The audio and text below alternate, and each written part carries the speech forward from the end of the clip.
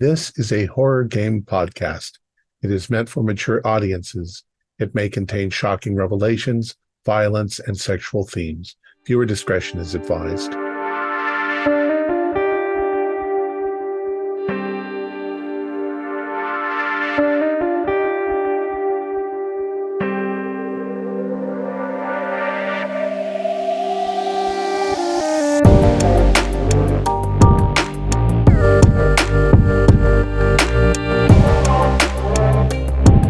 Greetings, fellow investigators, and welcome to our video podcast, Into the Darkness, where my friends and I are playing the Call of Cthulhu role-playing game. I'm your host, Thom Raley. Tonight, we are playing a one-shot. This is the season for postponed games, so don't worry, we'll be back to our regular games soon enough.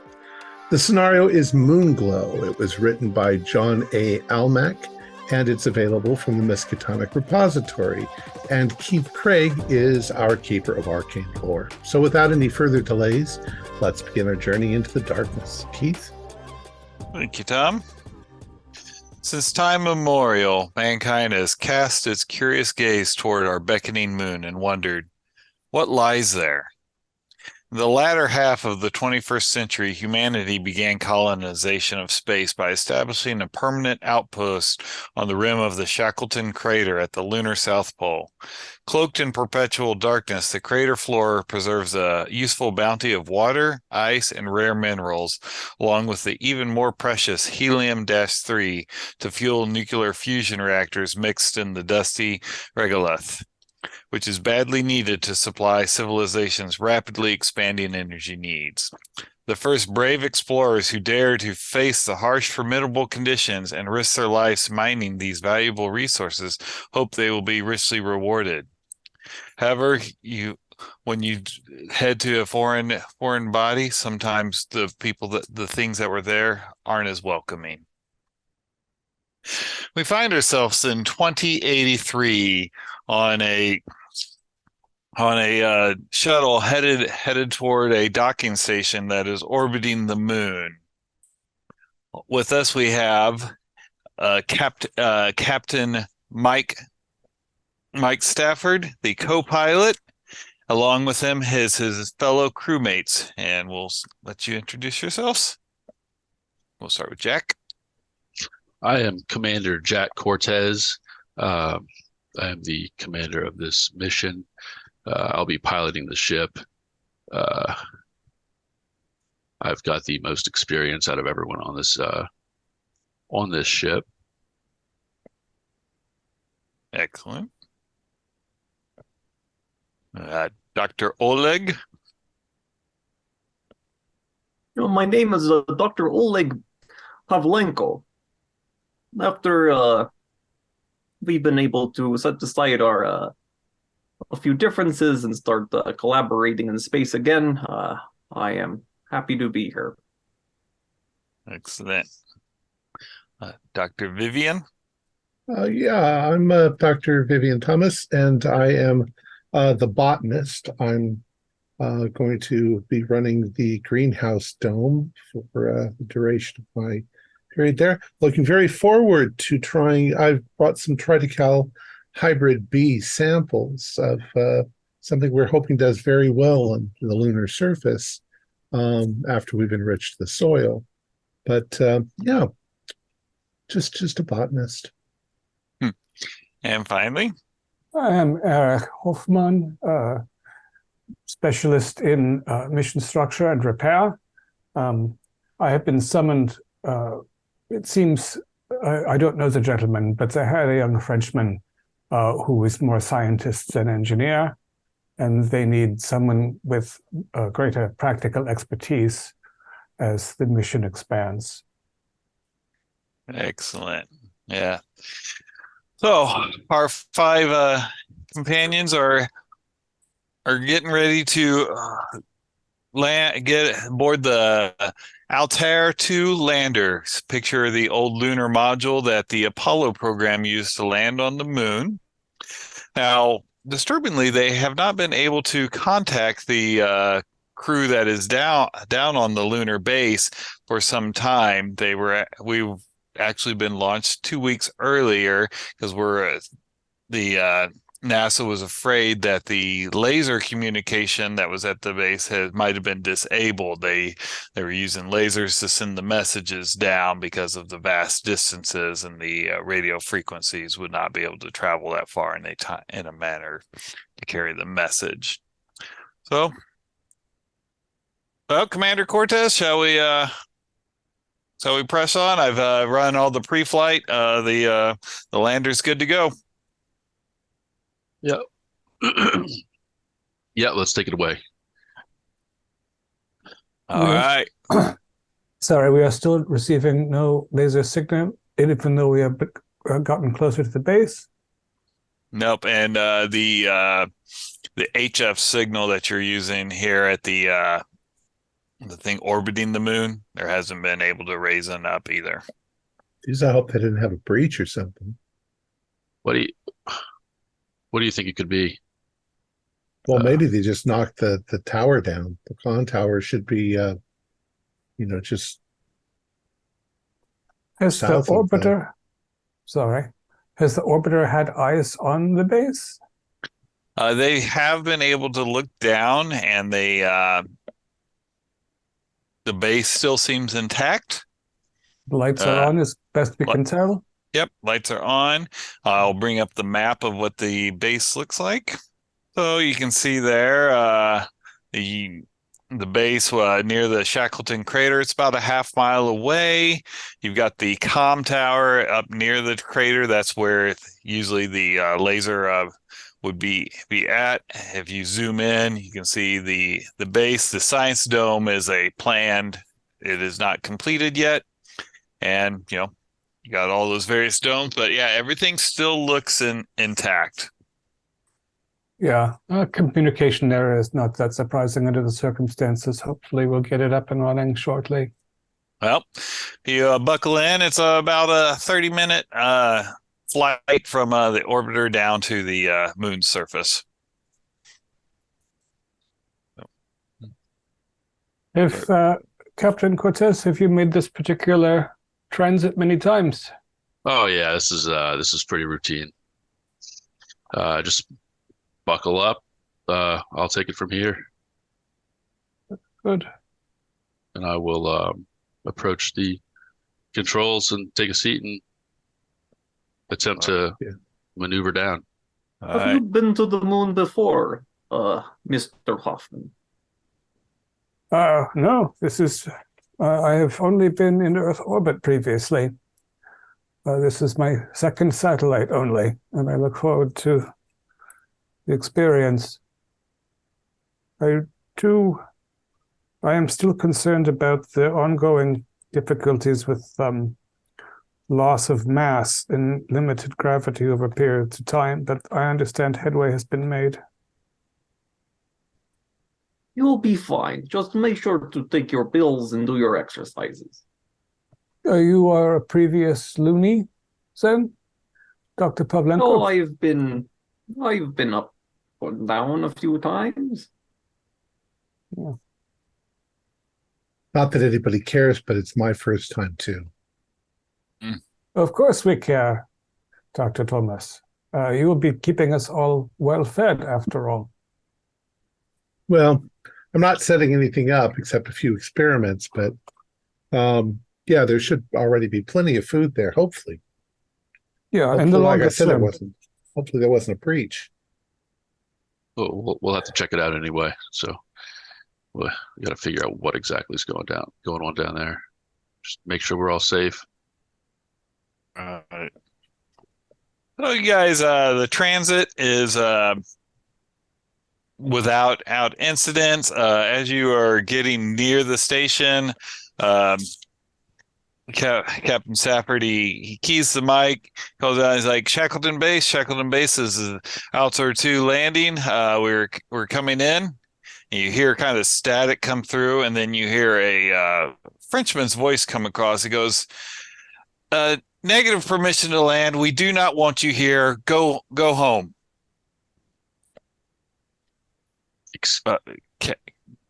Commander? Oh, such a warm reception. Hey, I will tap in. Excuse me? Again, you are not welcome here. Go home. This is Commander Jack Cortez. I am here on a mission. I am going to deliver these people. What is going on down here? You are not wanted. Do not land. I repeat, do not land. Captain, ask if this is Rene Martel. That's who I'm to replace. Is this Rene Martel? This is Specialist Rene Martel. Yes, I am in charge. Yes. Yeah, Captain, I do not understand why he would consider himself in charge. Perhaps he could explain where the other crew is. Well, where are the crew? Comes back again and he goes, again, repeat, you are not welcome. Go home. I'm just gonna It's like, land. yeah, he just went crazy. Possible. This is ridiculous. Yeah. Are they going to stop us? I don't see how. Just cuss at him in French. Say, Bordel de putain de mer. Maybe he'll like that. How many crew did we expect to be resident in the mining colony? Should be 4. Usually the co-pilot, he accompanies you down.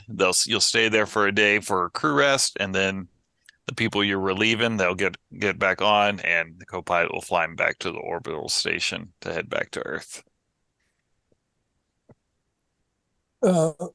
Commander, perhaps we should check in with the orbital station, determine when the last time anyone heard from someone other than Martel was. But this compound doesn't have any defensive capabilities, I think, right? I don't think so.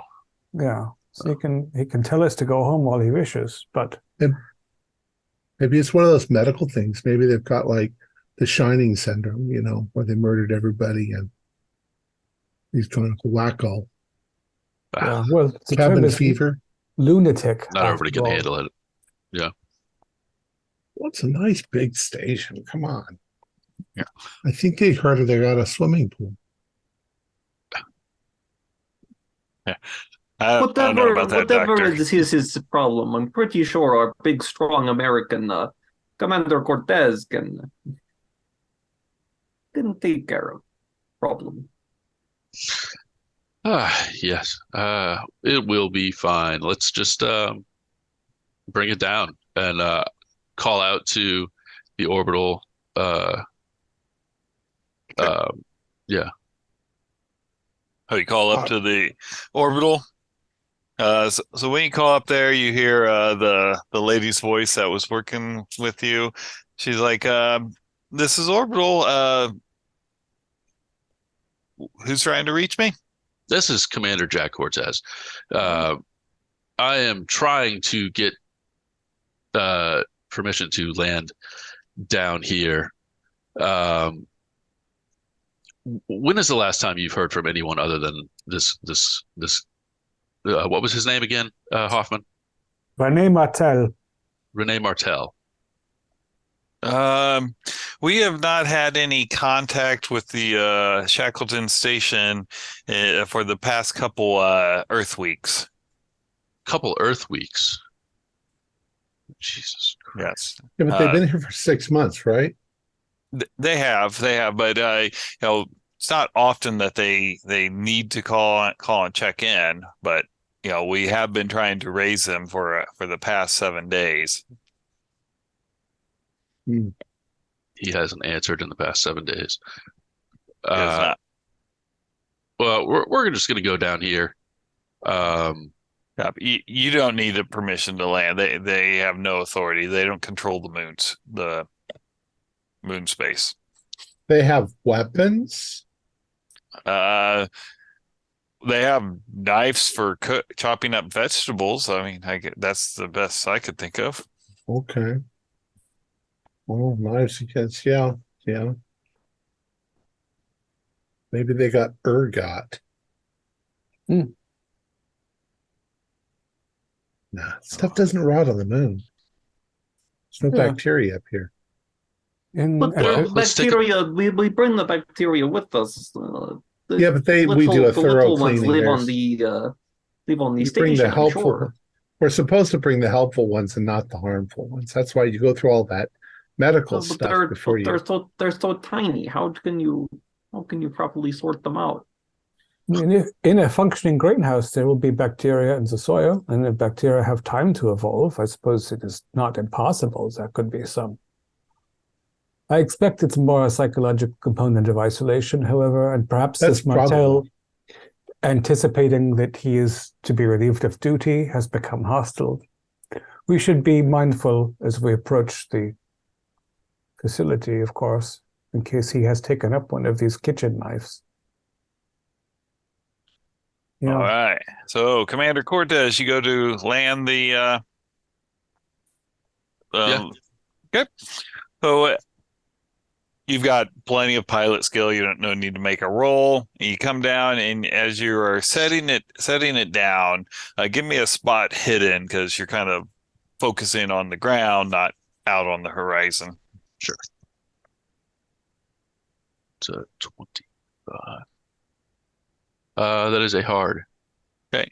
As you kind of like the sun glinting off of glass, you look up and you see this person in a spacesuit in a mooncat. It's got the 6 tires, 3 on each side, and they are driving as fast as possible directly toward our ship.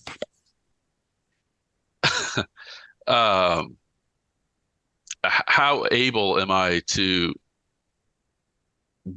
how maneuverable is our ship compared to something like that?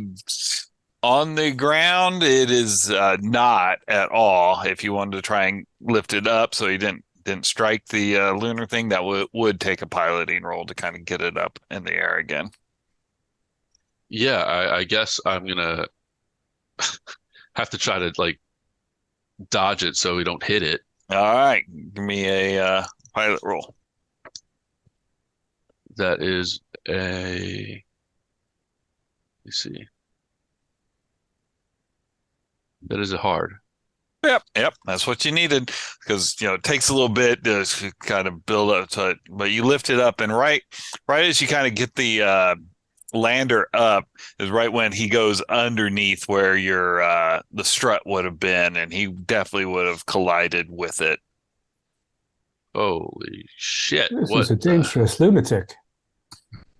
Yeah. We're gonna have to. I don't know. Take this. I don't know how to stop this guy. Perhaps we're not Commander, armed in any way, right? I think only with physics. Yeah. Perhaps if instead of landing where he expects, you land on the other side of the compound, we can emerge suited and have an opportunity to intercept him and separate ourselves until one of us can get inside and determine. I'm concerned about the well-being of the others. Yeah, this condition is this extreme. Yeah, we can. That's a good thinking. Yeah, we'll just pilot off to the other side of it. Excellent. Yeah. All right, so you kind of pilot over now. To land over here. This is not what you mission plan for, so it's a different landing area. And so to land smoothly here, this will require a pilot roll. Okay. Perhaps, Commander, the area that has been cleared for the unbuilt science module will be flat and constant and not have surprises. I'm going to, if I can peer out of the lander, is the comm tower, does it appear to be intact? Give me a combined spot hidden and a mechanical repair.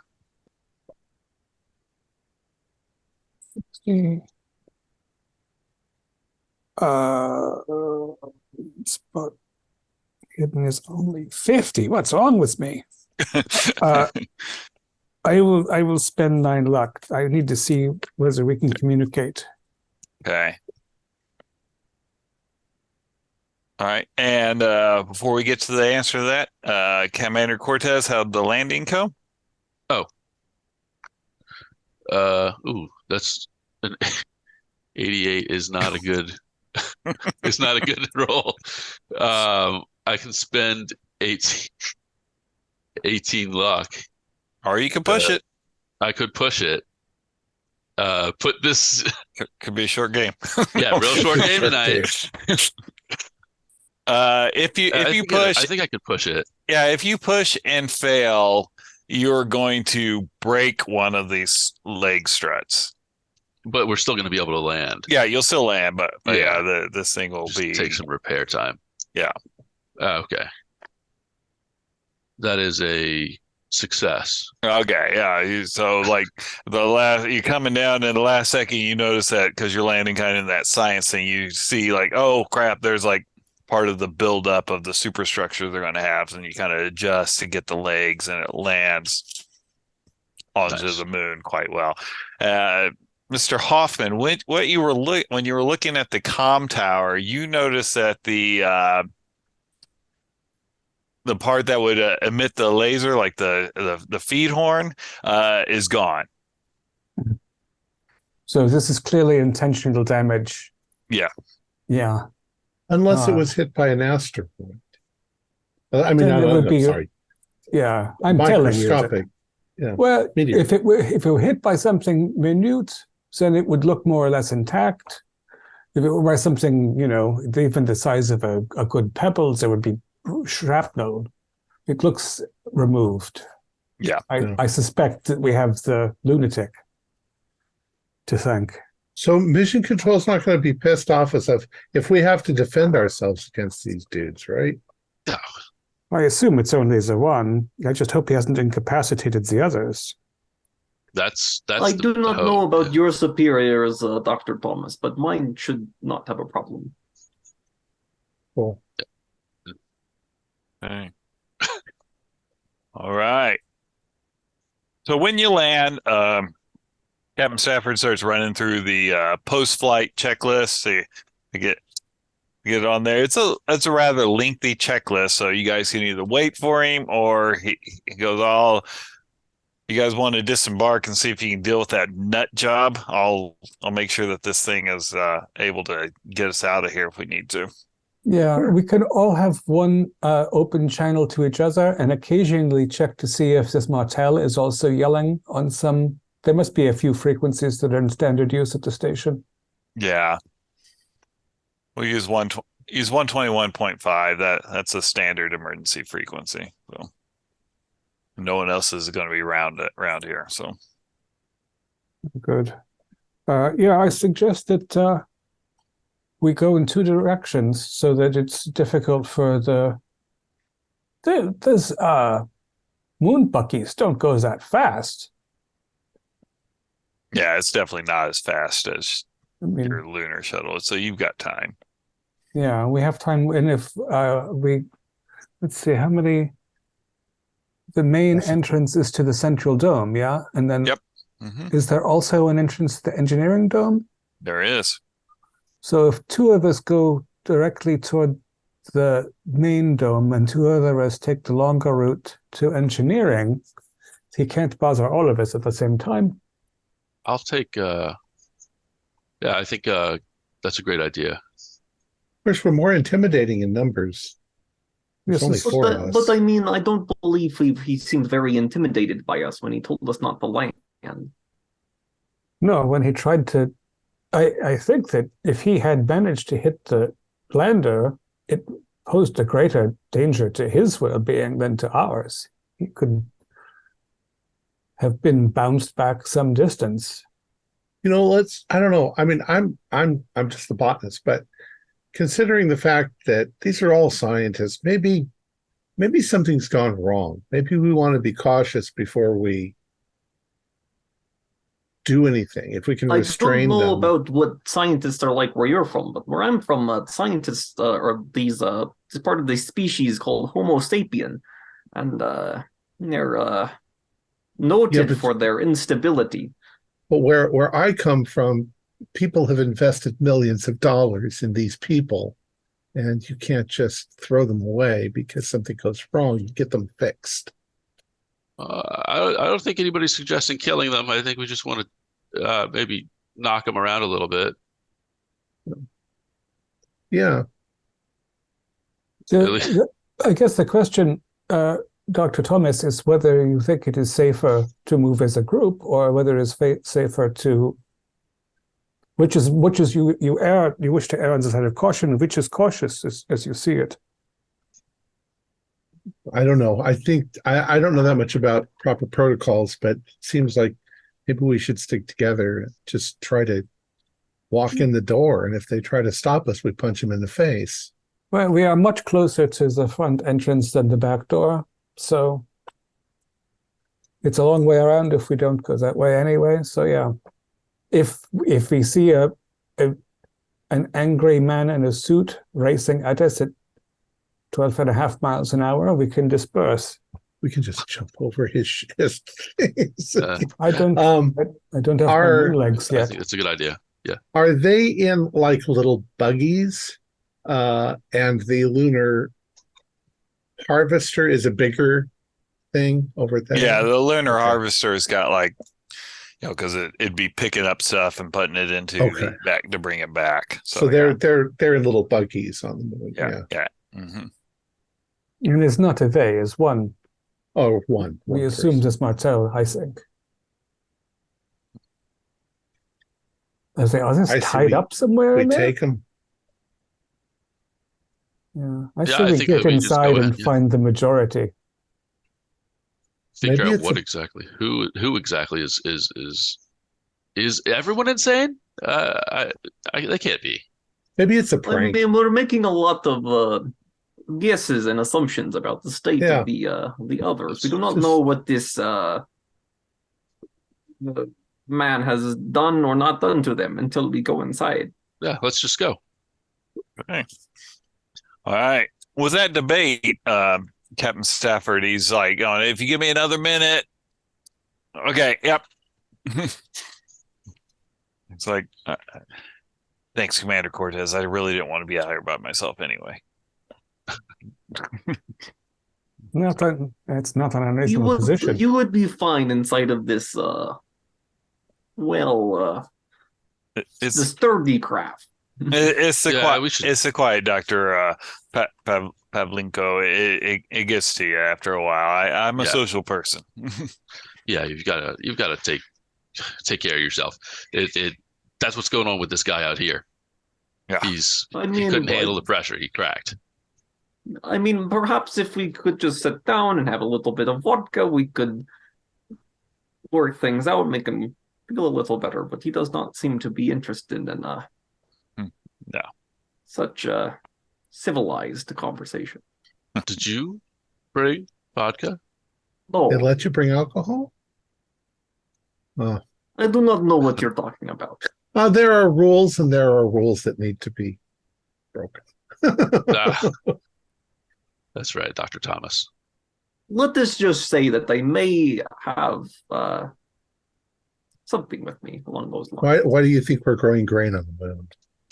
Yeah. Moon beer. Mm-hmm. Cool. Let's go. Let's do it. Right. Just suit up and. Yep. Takes a bit. You guys check each other's seals and all that. So, but you guys are pros, so you got it on correctly. Cool. Yep. And right. Who's got a lead? We're heading out to the just the main entrance. We're just going to go head on into the. Yep. But are you leading the way? Are we following behind you? Yes. I'm up there with the commander. Okay. I'm very excited. That's first time on the moon. Yeah, Dr. Thomas cannot wait to get to his plants. So, as you're walking along, you kind of come around, and as you approach the door, the lunar harvester, there's a lunar harvester parked right in front of the door. And Eric, you'll recognize it immediately. You see the laser that's missing is mounted on top of the lunar harvester. Weapon. Yeah. So the good news is that we can repair the communications relay. We don't have to look around for the piece, and it looks intact, more or less. It does.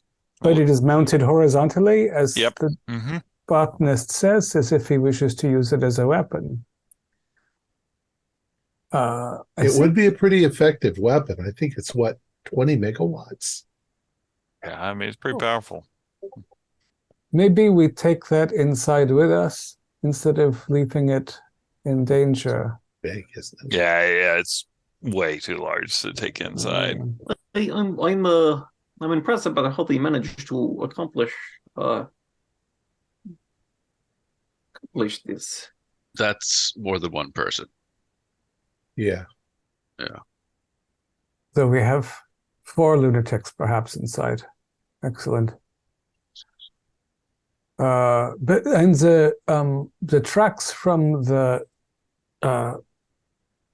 harvester, does it look like they've been doing regular work, or they have been driving this over to the comms tower and?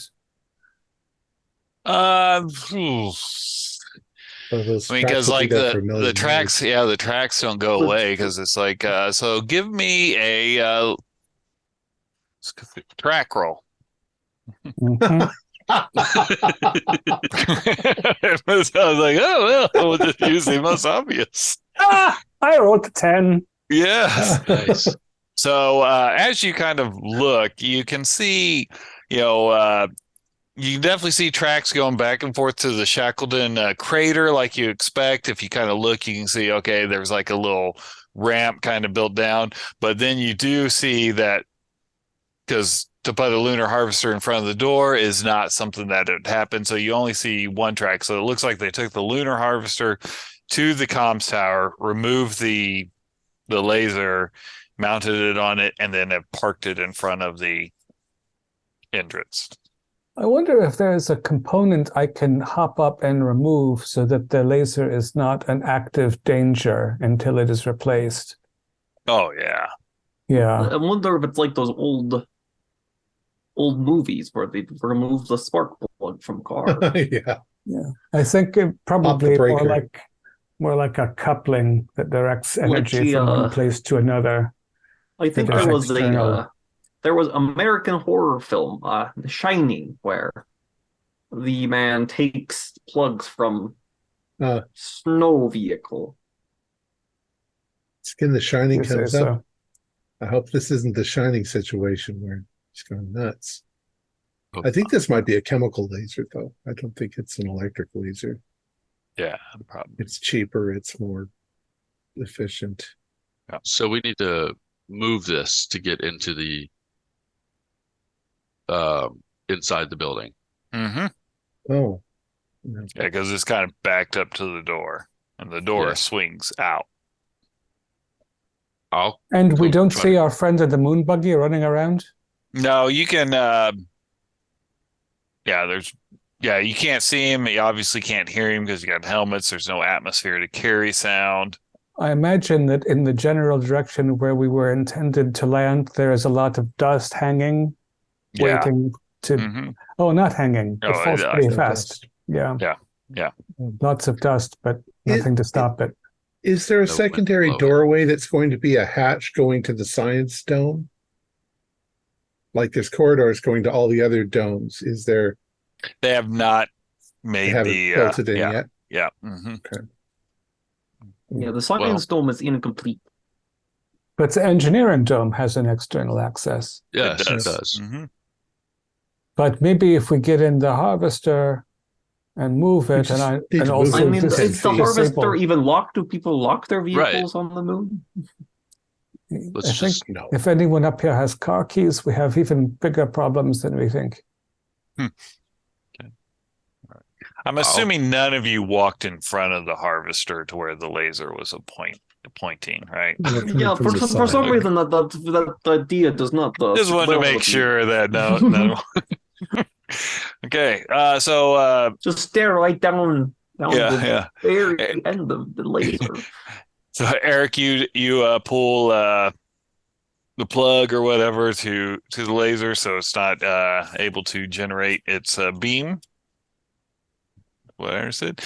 All right, who wants to get in to try and move it? This is an enclosed compartment, unlike at the Mooncat. Yeah. I don't know anything about driving them. Well, I have operate heavy machinery on my sheet, but I do not have any points in it. I am accustomed to moving large machines like this. I'm going to tuck the little piece I took out into a Velcro-y bit on the suit. Is there are two doors or one door on the harvester? One door. Yeah. It's kind of like a single man crew compartment. Like a cab on a big truck. Yeah. Yeah. Yeah. Commander, since we don't know where our crazy friend is, perhaps you will come with. Yeah, of course. I'll keep a lookout out here. Yeah, he might speed up to us at any time or behave in some other erratic way. So, Commander, are we allowed to take like souvenirs? Can we pick up some rocks and bring them with us? I've done it a few times, but technically, not. If everybody did it, there wouldn't be any moon left. Exactly. You got it, but Rocks. Well, I mean, how many different? Well, it's not really an ecosystem. How many environments can we? This is also a mining facility, so. Yeah, lots of nickel, I think. For some reason, I don't think we have many compunctions about protecting the environment here. So I reach up. I assume that there's a sort of a step above some tracks or something. Yeah. To reach the cab. Yeah. So up I go. You get in there. When you guys move it, I'll open the door. Okay. Yep. So when you get in, you see that you recognize immediately that it is set up to be used remotely, but it does have manual override, and it's got kind of like the tank controls, so it controls the two treads that are on it. Very good. Give me an operate heavy machinery. How often do you get to roll that? Not often, and never with a 70. 09. 2 good rolls, 1 bad. Yeah, you get it moving, and when you do, there's a little radio comes alive in it, and you hear a Ukrainian's voice come across, and he's like going, "Who's moving my harvester?" Hello, this is Dr. Eric Hoffman. You can specialist. talk. You can talk. Yes, of course I can talk. Well, get inside before something bad happens. I'm sorry. This is Eric Hoffman. We are here to replace most of the crew. You were expecting us, no? Most of the crew. Yeah. This is Commander Dmitry Ivanikov. Dmitry Ivanikov. Yes, we will come inside. We could not come inside because this was in the way. Yeah, it was. I was watching the entrance. Yeah. I got some moonshine. Yeah. This is clear. Our friend Pavlenko will be glad to see it. I will be in just a moment. Oh, you brought a fucking roski with you, huh? Yeah. I still haven't forgiven him for what his ancestors did to my ancestors in the Ukraine. Do you know if the Martels is inside the base at this point, or is still running around as a Mooncat like a maniac? He last I talked to him, he was out there trying to stop someone from landing. Yeah, he didn't do such a good job. All right, we'll be right in. Yeah, come on in. Yeah, so I'm operating that. So Thomas, you should have no trouble getting inside. We have at least one other maniac. He's drunk and Ukrainian. Ah.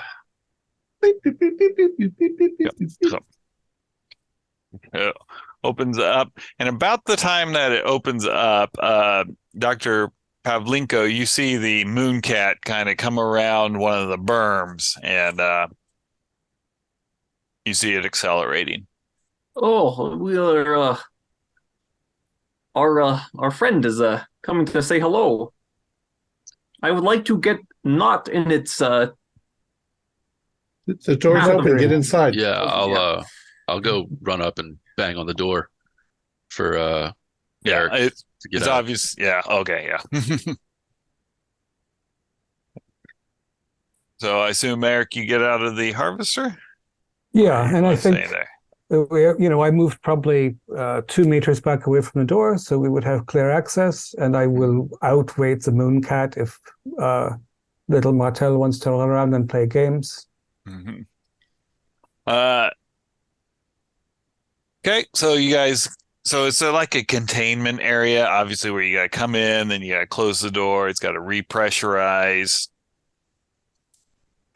And did you go in, Eric? I was kind of trying as soon as I was sure I wasn't going to get run down by the mooncat. Yeah. Yep. Okay. So you go in, and I assume you close the door behind you. Mm-hmm. Okay.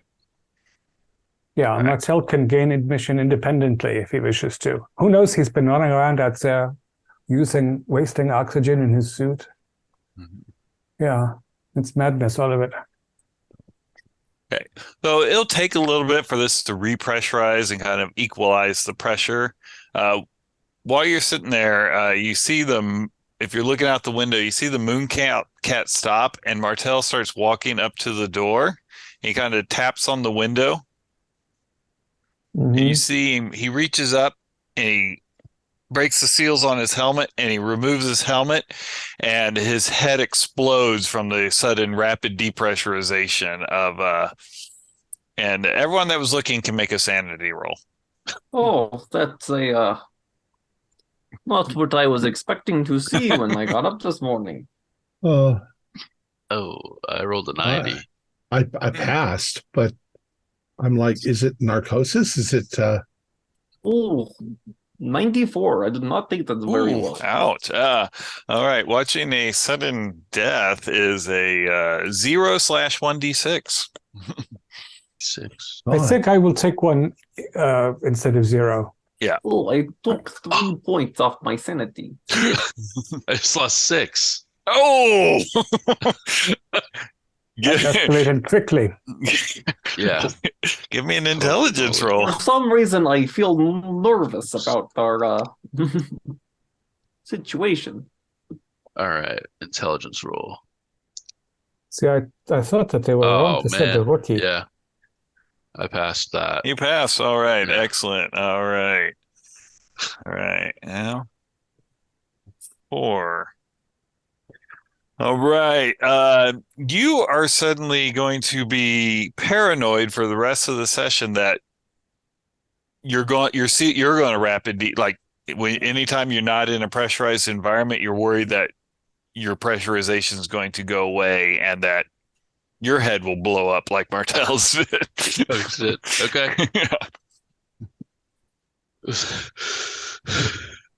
Oh my God. What the fuck is wrong with him? I do not know. It's got to be like what is it, narcosis or whatever they call it, like when you get the bends in the ocean. I think also perhaps the man I spoke to inside, Commander Ivankov, has moonshine. Perhaps they have given themselves alcohol poisoning, or their steel isn't correct, and they have fusel oils, and they got the Jake leg or something. Yeah, what is it? I mean, wrong kind of alcohol. All right. If we could get one of them, we can't really. Well, you think, Commander, if you'll sit there, we're still not quite at pressure. Maybe if you put your head down and try to breathe evenly. You look very flush, but we almost have atmosphere. We'll be inside soon. Thank But you. I was Thanks. trying to say a medical examination on the crew as I slip into this brilliant, perfect impersonation of an American. I'm not sure the body outside will be good for an autopsy at this point, but if we can examine the crew, we could try to start investigating if there is some kind of toxin or poisoning that is causing their condition.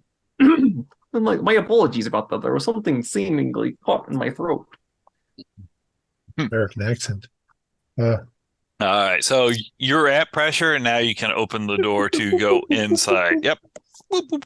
Yep, and it opens up, and you come into the main dome. This is houses the command center, and it also houses the living quarters. There are 5 quarters. 4 of them are used all the time as you swap out crews, and then the ones for the co-pilot that's only going to be there for a couple days and stuff before they're supposed to take the relieved crew from here. Sitting at the kind of the command center, you see Commander Ivanacek. He kind of looks up. His eyes are quite bloodshot, and he's got he lifts up a little mug, and he's like going, my relief is here. What the hell is going on in here? That guy just blew himself up.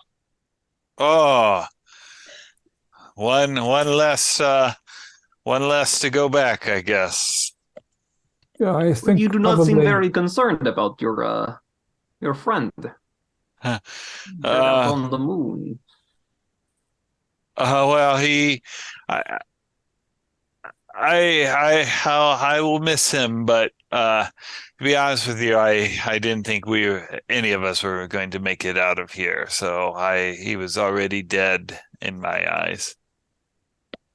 Yeah. What do you mean you didn't think you were going to do these replacement schedules are scheduled, no? Yeah, but as you lose track of time, and he's like, I need another. He just, instead of even pouring it into the mug, he's got like a mason jar he just kind of drinks out of. I'm gonna reach out my hand for some as well. Mm-hmm. No. We need to have that analyzed. It might not be the proper kind of alcohol. It could be denatured alcohol. It could fry your brain. Oh, shit. I know how to make the alcohol. I got it from the last of the grain. The last of the grain. What's with the grain? I'm gonna immediately go to the greenhouse. Okay, all right. So you're headed that way. And what are the other 3 doing? Captain Stafford, he's kind of like he's going to start running checks on some of the systems functions, and I'll make sure that the places can sustain life. I would like to use my medicine skill to see how exactly it is that our Ukrainian friend is doing. Okay. Yep. So give a medicine roll. I'm 97. I know nothing. He's probably really drunk, and he just keeps kind of moving around. He's probably almost right at the point where he's going to need to hang on to quit flying off of the moon. He's had that much to drink. Perhaps we should try to find you something a little more hydrating. No? Sure. Sure. Yeah. I mean, I didn't know a Russian wanted anything but vodka, but that sounds good to me. Well, Yeah. I mean, there is the if you drink so much that you float away, that's not so good. Oh. Like, sure, whatever. It's just good to talk to someone else. Yeah.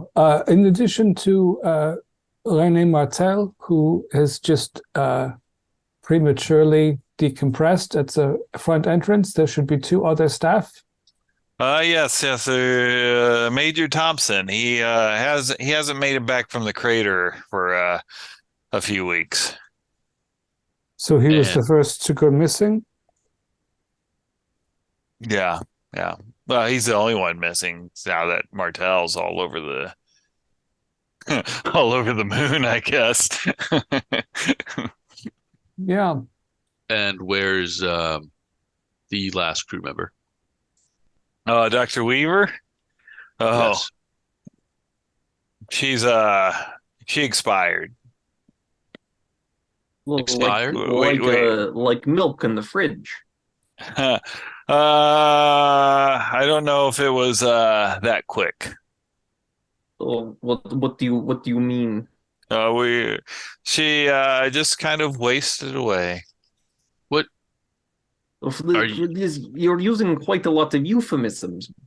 You know, I don't know what happened to her. She just got weaker and weaker and stranger and So stranger. And we have one who's out in the moon dust, another missing in the crater, one that's withered away, and you who seem beyond what you're doing to your liver. Eh, Why not you go like the others? uh, because I can stop it. You can stop what? I can stop the glow. When the glow comes, I was able to keep it away. Yeah. The glow? About that time, Captain Stafford, he looks up, he's like, Commander Cortez, Sally, which is the AI on the computers. Sally's still functioning. She's still functioning. Yeah. On the base. Yes, sir. Sally. Hello. I'm Sally. Who am I speaking with? This is Commander Jack Cortez. Commander, welcome. Welcome to Moonbase Shackleton. Thank you. Can you tell me what is going on? Oh, what is going on? We are harvesting minerals and gas from the Shackleton crater, and we are falling behind on our quota that was expected. But that is typical near the end of a rotation. People become a little bit less motivated. But we are glad to see you are here. This is a new name I'm not familiar with. Glad to be here.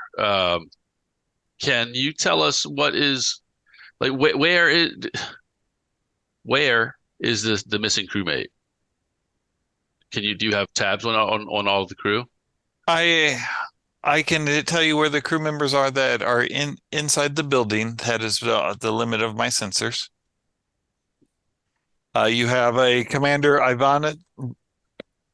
Ivanikov is sitting at the terminal, and Dr. Weaver is currently in the laboratory. Yeah. I will go and see the condition of this Dr. Weaver. Yeah, I need to go to the laboratory. All right. So we'll cut to Dr. Thomas. So you're headed over to the greenhouse. The greenhouse. Yeah. So as you head over to the greenhouse and you open it up, you can make a sanity roll. 57 is a pass. Okay. When you open it up, you see inside all the plants are gray. It's Christ. I'll go over to the oxygen monitoring thing because supposedly we're producing the oxygen for the station. Mm-hmm. What levels are we at? You are at whatever the percentage of oxygen of Earth is. Okay, so we're still good, at least Mhm. temporarily. We have Yes. nothing replenishing the oxygen. Correct. Christ. I'll walk through it all back and forth and just see if there's anything. Does it look like it has just not been watered, not been fed, When you go got to burned up in the sun? when you go to touch one, it immediately just disintegrates and crumbles into gray dust. Shit. I've never seen anything like this. Maybe some kind of defoliant or a poison, or I'll have to take samples, but for the moment I will go back to find where the others are. They'll probably hear me coming beforehand because I'll be going, shit, shit, shit. Okay. I had Eric and Commander Cortez was headed to the laboratory, and what was Dr. Pavlenko doing? I want to keep an eye on Ivankov. Yeah. I Yep. don't want to let him out of our sight, so All right. Let me give him a constitution roll to see if he passes out on you. He's got a good liver. Yeah.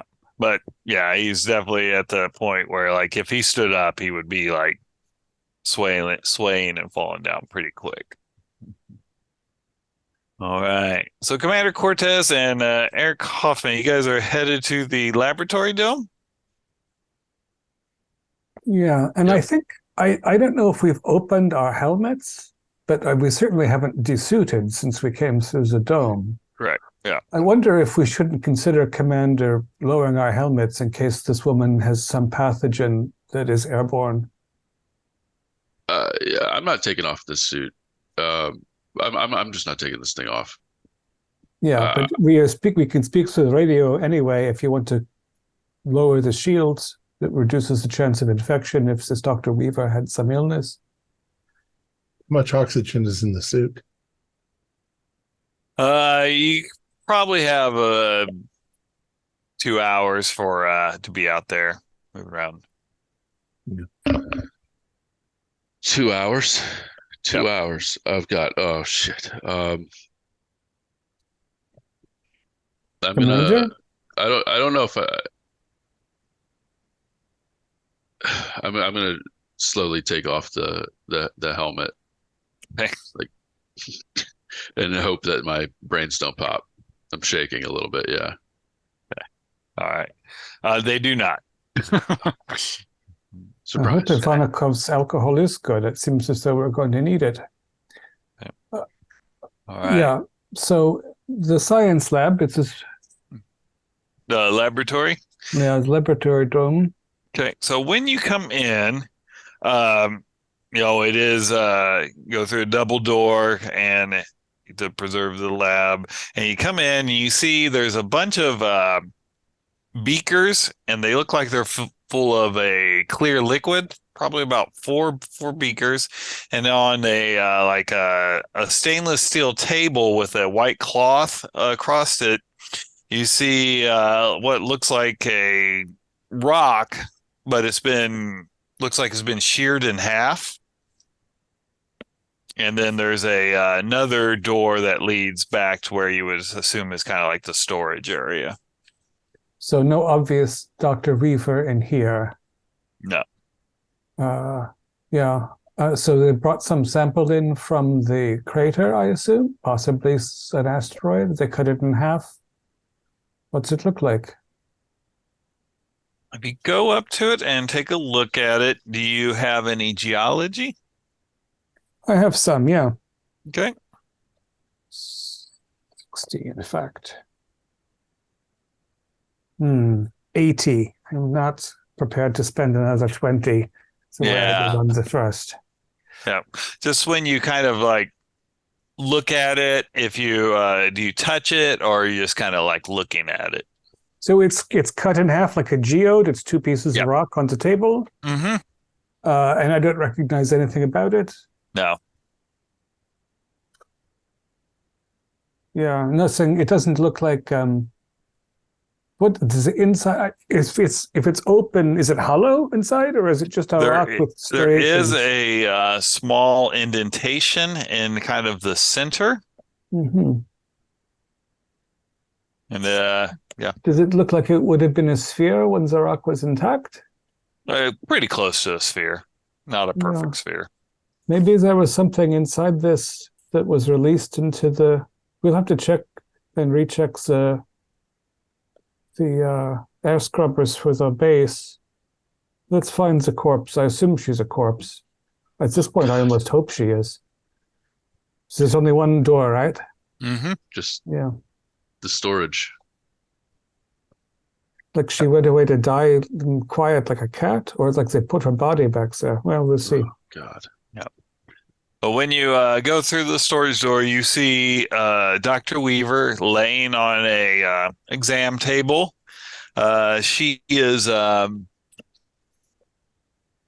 a grayish color. It doesn't look like, when people have laid dead bodies and the blood's pooled at the bottom. It's grayer than that. Like,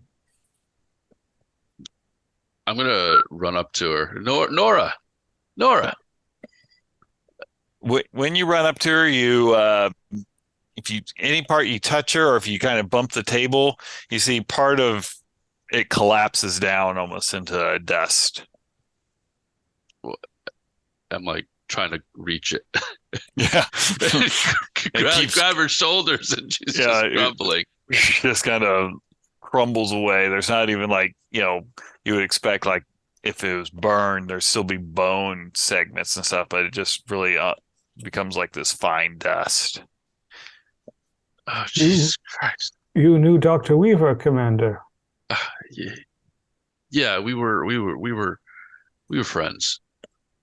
Yeah, I'm sorry. It seems, I think that we need to reprioritize getting the communications relay up so that we can call for immediate evacuation of this facility, which has clearly become dangerous. 3 out of 4 fatalities. I'm not sure that Ivanikov will ever regain his mental stability. So if you have no objection, I want to ask Ivanikov one other question. He asked me in the harvester if I could speak, as though he was expecting someone who could not speak to get in the harvester. Huh. Yeah. If you could speak. Yeah. So, let us collect everyone who remains. Well, I guess we try to put Ivanikov to bed, and the rest of us gets a communications relay up as quickly as possible, unless we want to take the lander back to the orbiter immediately and not risk any further contamination. Some team should come in. We need forensics at this point, not miners. Right. I don't know if the lander is ready to roll, but we can always check it out. I'm more than happy to get out of this place. This has freaked me the fuck out. I don't know what's going on. We can go check it out, or I'll go check it out. Hell. Yeah, we should stick together. Yeah. Then can you say I come in? Yep. I'm like, we are so fucked. We can't leave. What? So this entire facility currently is in jeopardy because of these assholes. The entire greenhouse setup they just let it go. Everything is dead. There's no replacement. It's going to take me at least 2 months to get a decent oxygen supply going here again. Dr. Taylor, we have 3 out of 4 dead and 1 hopelessly drunk. So I don't think it's a matter of maintaining the facility immediately as it is getting ourselves to a stable environment, determining what happened to Well, we still have Dr. plenty of Weaver. oxygen. I don't see any immediate concern with the oxygen. If these people went fucking nuts and Dr. Weaver has become essentially a bit of lunar regolith herself. She Jesus Christ, is that her? Yes.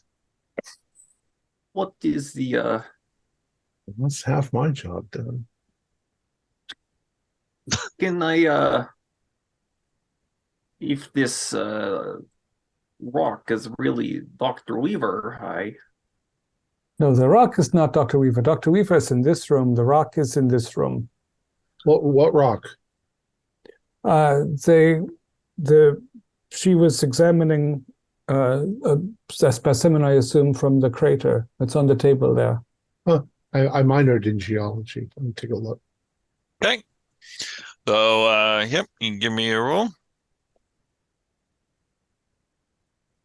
Where's my geology? There it is. No, I got an 85 out of 70. I could spend right. 15. You know what? I'm going to push it. You're going to push it. All right. If you fail it, you will touch the rock with like your exposed hand somehow. Yeah, as you kind of look at it. So, All yeah. right. Mm-hmm. No, I got a 37 that time, so I passed.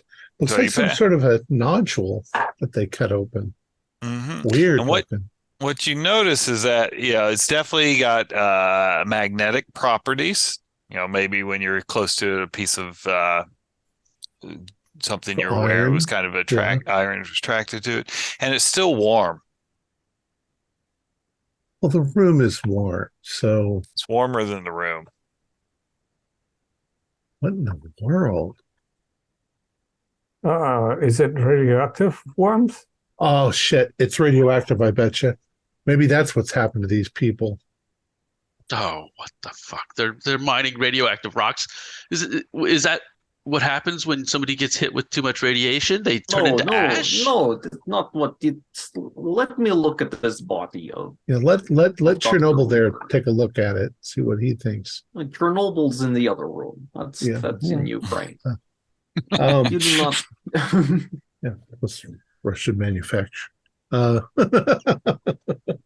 was that? I could not hear you, Dr. Thomas. I said nothing. Commander, do you think that the two of us can get started on replacing the radar array so we can be in communication?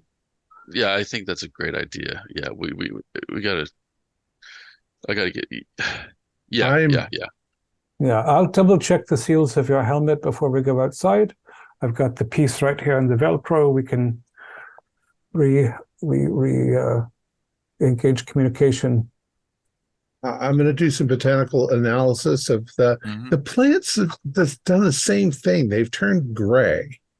Jesus, I hope this isn't some kind of horrible radiation we've been exposed to. Yeah, I it's a very don't know least. any. Please. Radiation's not magical, Dr. Thomas. There's no special kind of radiation to be exposed to that does this gray purple. I mean, believe me, in my lifetime, I've seen a lot of dead plants. I've probably killed more plants than I've grown. These don't look just dead; they're gray dust. I need to do some analysis and see if we can figure out what the hell is killing them all. I mean, whatever killed the plants could have killed Dr. Weaver if it's the same symptoms, but a disease that transfers between plants and human beings I've not heard of. I have to see if it's even viable to reestablish botanical plants here. If it's not, then this entire facility is going to have to be redesigned, rebuilt. This is disastrous. Well, what is the name? Supply. What is the name of the computer lady? Sally, which stands for, just so you know, it stands for System Assisted Library Interface. Sally, do you happen to have a Geiger counters as part of your sensory equipment? Yes, we do have a Geiger counter in here. We have many sensory. We monitor the temperature, the oxygen level. We of course videotape not videotape. We digitally record everything for analysis. What Get is the current levels of radiation within the greenhouse? in the greenhouse. Stand by. She comes back. Radiation levels are normal. Well, what about in the laboratory? Laboratory dome. Stand by. Radiation levels are normal. All right. So I mean, as we were saying, Dr. Thomas, the radiation is not magic. It does not just do these types of things. I'm not saying that it's magic. What if it's a kind of radiation we are not experiencing? But that's not. But do you? Like, there's only radiation is referring to the electromagnetic spectrum. Yes. Right. We know everything that's there. With the gamma rays do not do these. Well, I'm going to do an X-rays do not analysis do and see what this. I come up with. And you can apply physics and math to it, and we'll see where we get. All right. I want to go look at body of Dr. Beaver now. Okay. Sally, what is your is there an atmospheric analysis of mold or fungus in the environment, in the domes, any of them? Stand by. Mold and fungus in the greenhouse is below normal. Oh, Mold because and fungus everything here. died. Mold and fungus in here is at acceptable human tolerances. Well, that's the only thing that I think of that affects both mammals and plants. It's this degree, but that's not it either. And yeah, I think the fact that everything in the greenhouse is dead, even the mold spores, is a bad sign. So yeah, keep in touch if you learn anything. The commander and I are going to try to get us back in comms. Who are you talking to, Sally? There. I was talking to the science voice. Okay. Sally doesn't care. No. Also, when we wait to hear back from the base, I think we'll look back at some of the visual evidence of the breakdown. But I wish to get in contact with the larger world before. Okay. All right. Dr. Pavlenko, you wanted to go examine the body? That is correct. Okay. Give me a medicine roll. You're gonna need a hard to like do anything besides crumble it away. All right. Well, a 55 is a regular success, but I will spend. Let's use luck while I am still breathing. I mean, I'll be fine. So I will spend the 25 points of luck. Okay. To make that a hard success. All right. So when you kind of examine it, you mess around, what you find, through, we'll say this probably takes, an hour and a half or a while of because you're being careful not to break it or break her down or anything.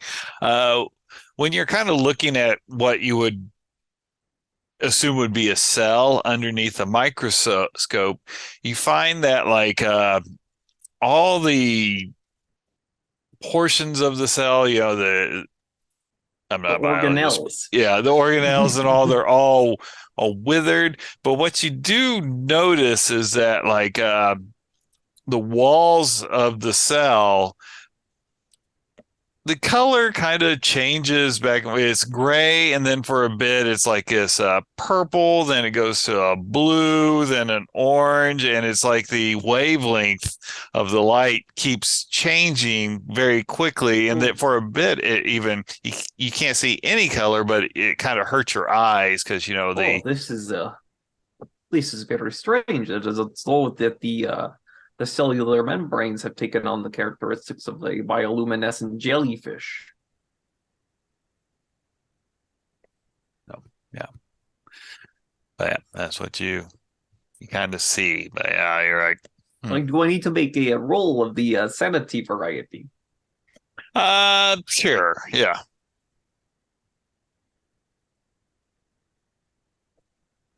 40 is a pass. Yeah, you're good. I assume All I'm right. going to have a very similar analysis of the Yep. plant material. Oh, you're going out into the greenhouse? Yeah.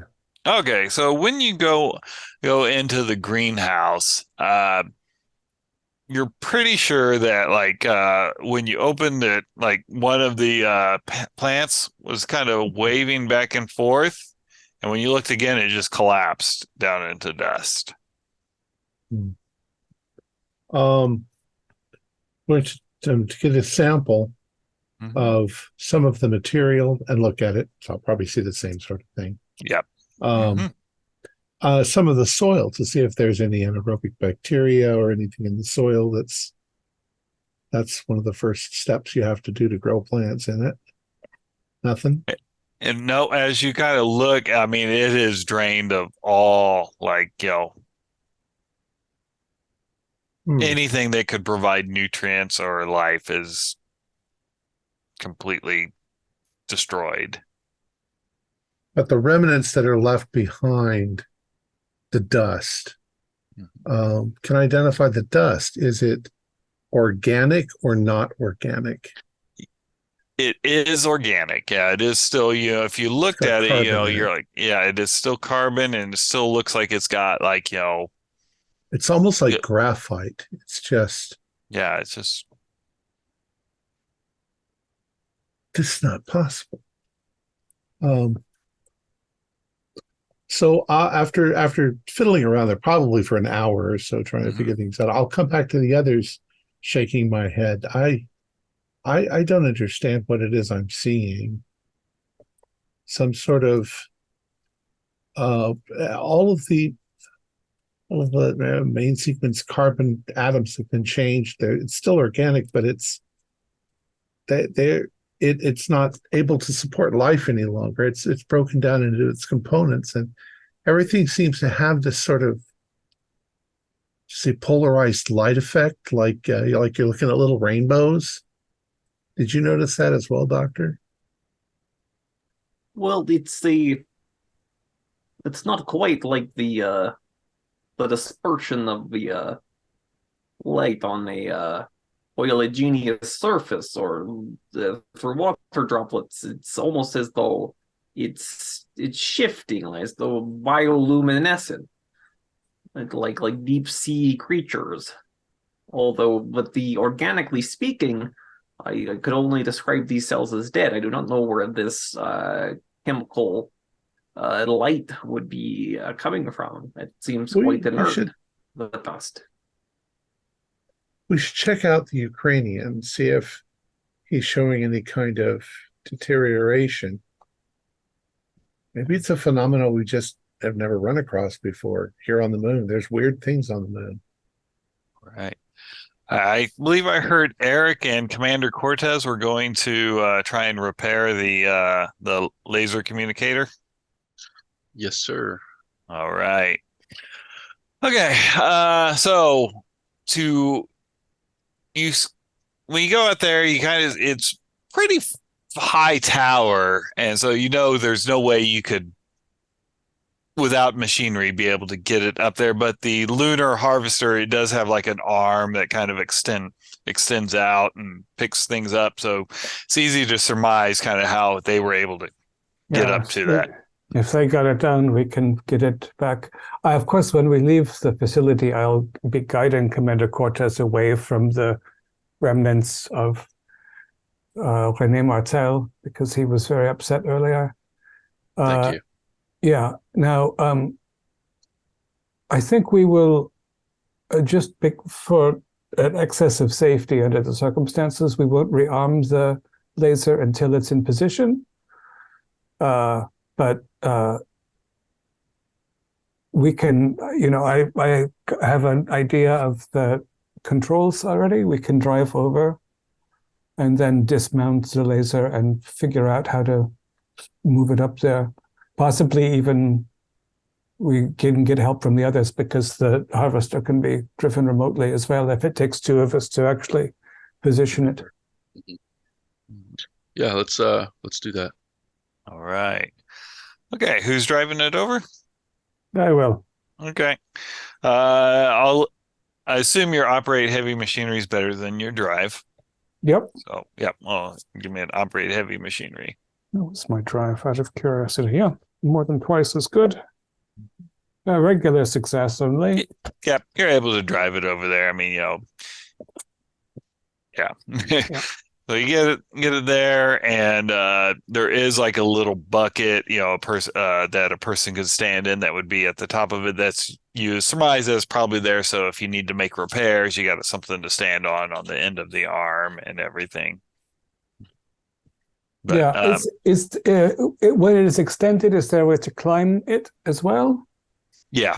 Mm-hmm. Good. Yeah, so we have a sort of dual cherry picker thing. So, Commander, if you want to, I guess we'll dismount the laser, put it in the bucket, and then I'll raise it, and you can get a look at things, and I'll come up after, and we can position it correctly.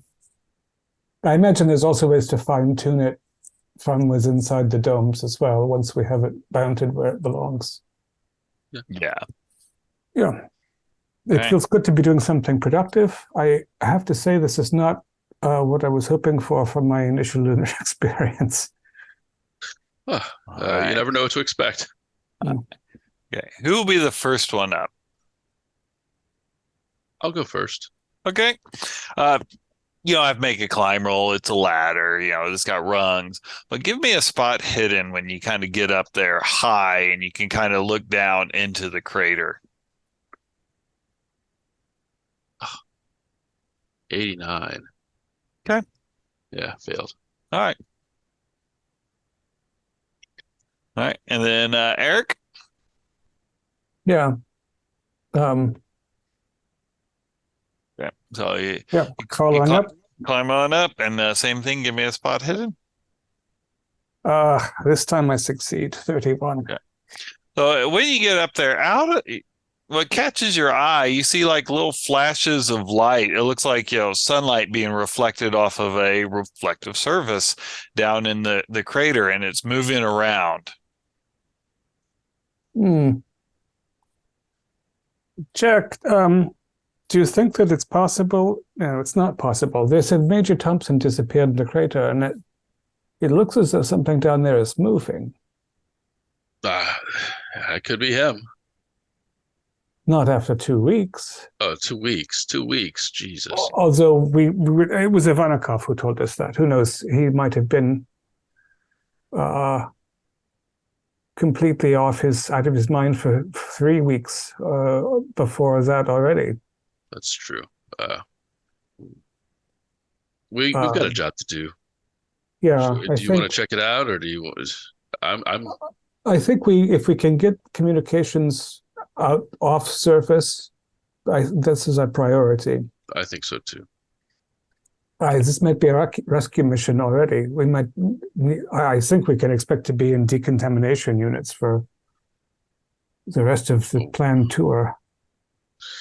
Oh my God. Yeah. So this is the piece I took out of the laser, and I put it back in, and I assume the mount is pretty straightforward. Mm-hmm. Mm-hmm. Yep.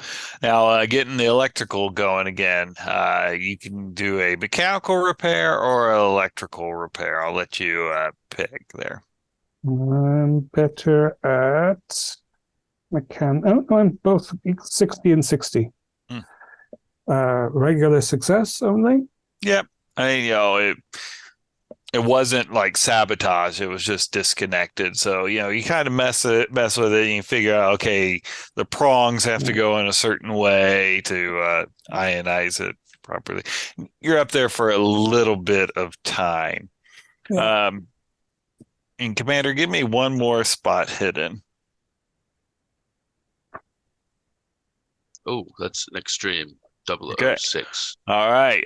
While you're kind of there, you get a little bit bored watching him screw the male end of the plug into the female end of the plug, and you kind of look over at the crater, and the ramp. You see the other lunar harvester coming up the ramp. Eric, the other lunar harvester is coming up the ramp, like towards us. Well, it's coming up the ramp. It will kind of be it'd be between your original landing zone and where you're at. So, maybe 300 yards away is where it's going to crest the crater. Okay. Yeah. Okay. So we have. That's too many people. What? Yeah, it is. Thomas Pavlenko, we know that Ivanakov is still in the station. I was going to go take a look at him. So, yeah, is he still there? Yeah, he is. He's snoring pretty good now. Yeah, he's asleep. He's snoring. We're taking tissue samples. And so he's not operating the harvester from within. The only person left to be operating it is Major Thompson, who is supposed to have been missing in the crater for weeks. Could Sally be controlling it? Ask her what these. Sally, are you controlling the lunar harvester? I am not. Would you like me to? No, but I'd like you to tell us who's in the lunar harvester, the one that's coming out of the crater. Oh, my sensors are not out there. I can only send signals to it, the steering signals, and receive signals back about where it's at. Yeah, I recommend that you send it back into the crater, please.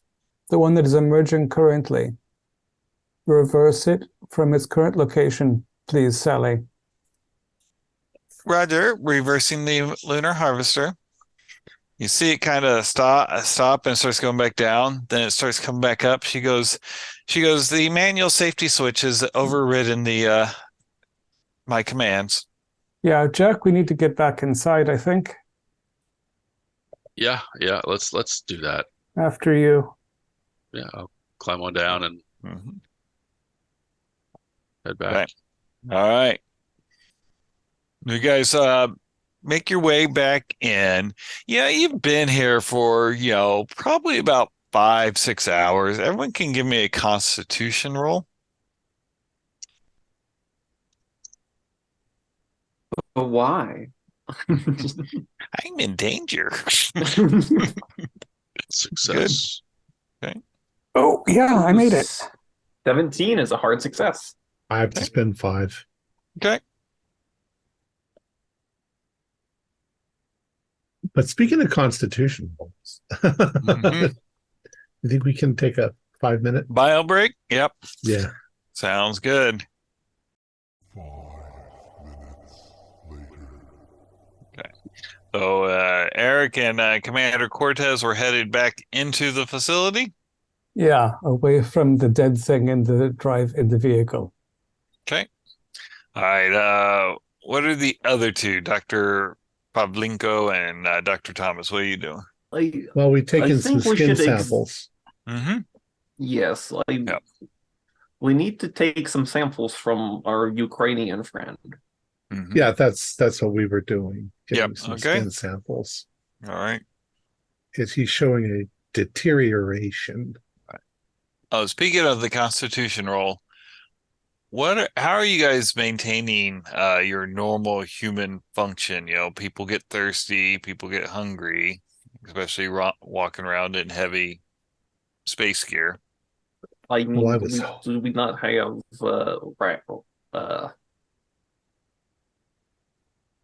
do we not have Still rations suits. in our suits? The We Fremen probably do. still suits. That were... Yeah, we're in still suits. We just No. drink our urine. Well, I mean, my tendency is, look, the water's purified, so I'll drink the water. Okay. Yep. And That's fine. I was really hoping for some lunar radishes, but they're gone. Yeah. So we'll have to eat that synthetic stuff that is just in emergency supplies. Yeah, the freeze-dried stuff. Yep. Yeah. Okay. Living exclusively off of what they call astronaut ice cream. Oh, so awful. Okay. All right. Sounds good. Okay.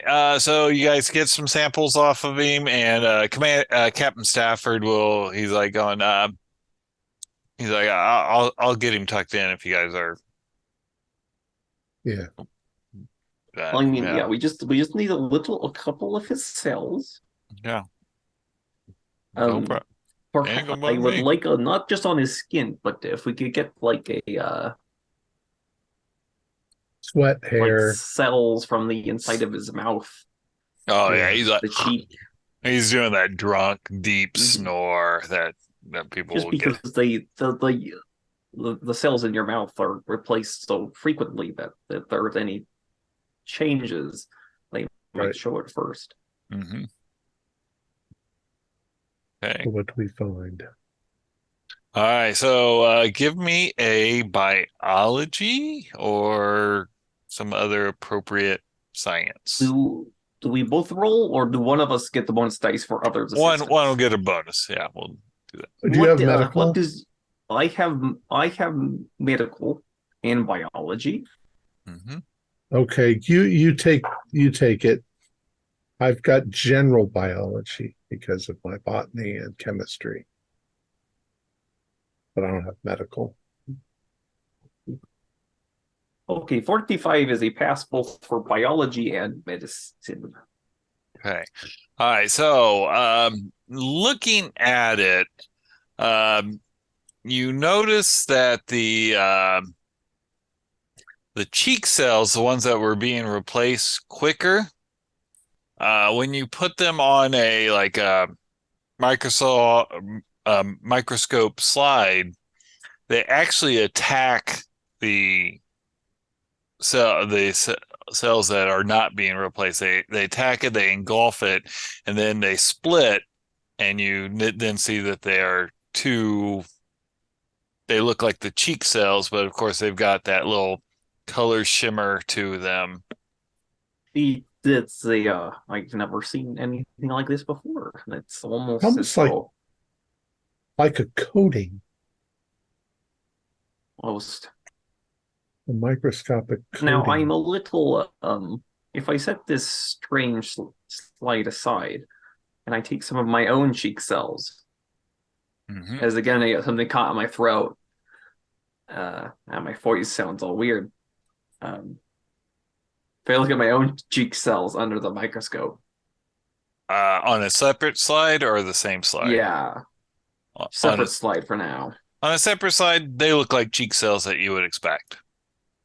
Okay, Yeah. and now if I put some of those cheek cells onto this slide with the, for lack of a better term, infected cells. It is like a shark with blood in the water. Then the infected cells immediately like move toward it and envelop it, and then you can't tell the difference between your cells behaving and it's like an infection, like a virus. Jesus Christ. This is not good. I do not suggest that we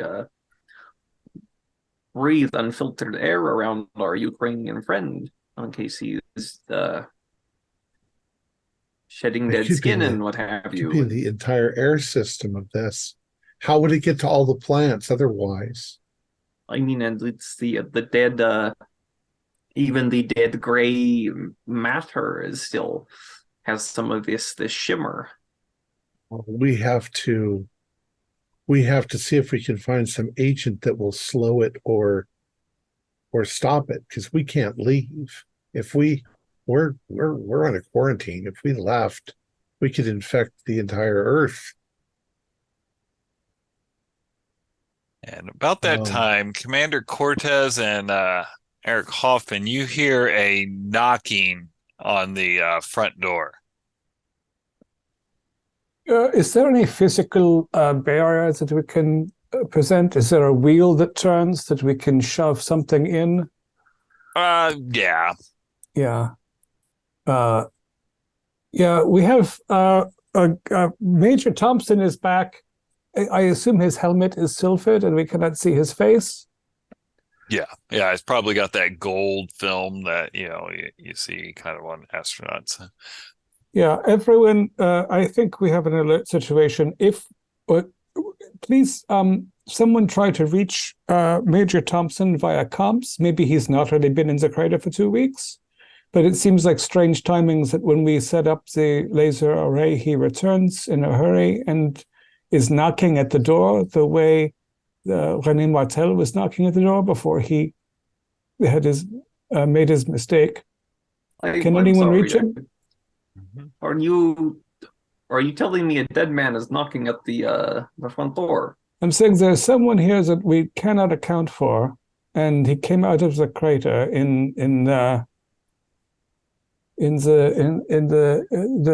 second of the harvesters. We saw something moving in the crater from the tower, but if he's really been gone 2 weeks, but we're taking Ivanikov's word for this. Maybe Ivanikov has forgotten the last 4 weeks. Well, perhaps it'd be safest to tell whoever it is that nobody's home. Yeah, I'm going to cycle through frequencies. Sell their cookies elsewhere. Don't let him touch you. No, right now we're keeping the door closed. I'm going to cycle through frequencies and see if we can hail Major Thompson. As you cycle through the frequencies, you come on one channel, we'll say channel 6. It sounds like he has a hot mic on his end, but you just hear the is that but it doesn't have the static of when you tune to a frequency and it's just random noise coming through. But I don't hear heavy breathing either. No. Just an open channel that's nearby. Yep.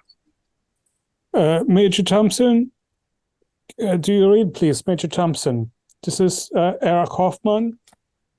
We are here to relieve you. So just the open channel. Yeah. I don't know. Let's look for anything that we can make sure that if there is an intelligence still in that suit, that it can't override and enter. And maybe we should go and barricade the engineering dome entrance as well. Yep. Yeah, I want to get the comms array uplink, but also I want to see some of Sally's data. I think Pavlenko, can you see to the engineering pod door to make sure that we have sealed? Yes, I will do that right now. Okay. All right. So when you get there, it is just the same as the other one. It's a little bit smaller because it's not the main entrance, but there's a keypad to lock it, like Dr. Thomas had to type in to get into the building when you guys entered, and there is like the emergency wheel that you can turn to close it. That way, if you lose power, you can still shut the door. But they're not made to be locked, right? Yes, they're, again, same reason you don't need car keys because you're on the move. Yeah, I'm going to whoever built this place was not expecting unwelcome guests. There's no way to lock this door.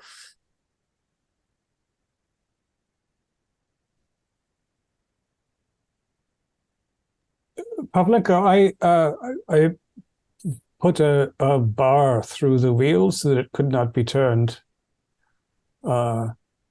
Engineering should have some mechanism that you can use to at least temporarily seize it up. Nicht wahr? Yeah. Yeah, I'd buy that.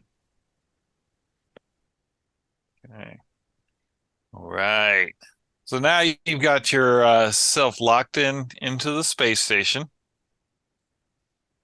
You've got a persistent kind of like knocking on the front door. Maybe it stops and then you hear knocking on the engineering door,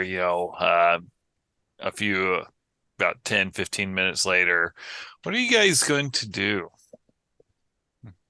Sally, do you have a reading on the suit that Major Thompson was last? Major Thompson's suit is close enough for my sensors to read. Yeah. What is its status? When did it leave? How was the oxygen? Last time I did my last reading of it before about 20 minutes ago was 14 Earth days ago. Yeah, and so it had oxygen for perhaps 3 hours at a maximum. It is completely void of oxygen at this time. Thank you, Sally. I'd like to see Sally recording a visual recording of when the mineral specimen was brought into the facility. Yeah, accessing now. So it takes a little bit of time. What's everyone else doing while Eric's pulling that up? I say that we take off and nuke site from orbit just to be sure. No. Guys, I hate to say it. I hope you all don't have families at home, but I think we're fucked. I think this is some sort of virus, some new sort of thing. We may be partly infected already just by being here in the building. If that is the case, Dr. Thomas, and I'm pretty sure I agree with you, we need to be able to warn outside world not to visit. Oh, yeah. Yeah. So we need to establish communications. We need to fend off whatever possessed zombie suit is outside, whatever the hell it is, and get Laser back and tell him to stay away.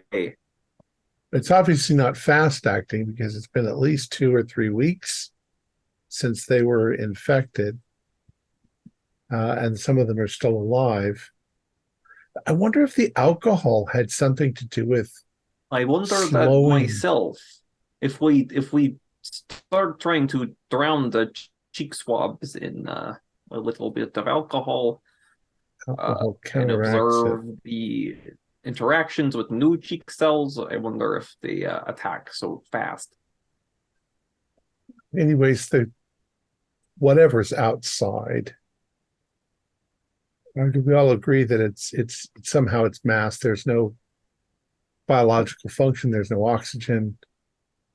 Whatever's outside is not breathing or communicating.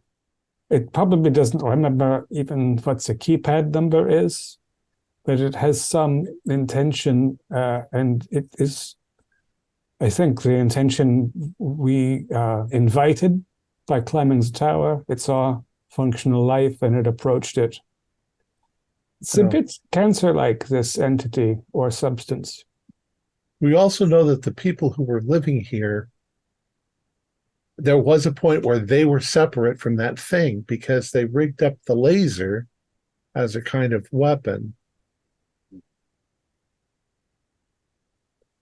What should we do with the thing outside? Ignore it. Don't look at it. What if it pops its helmet off?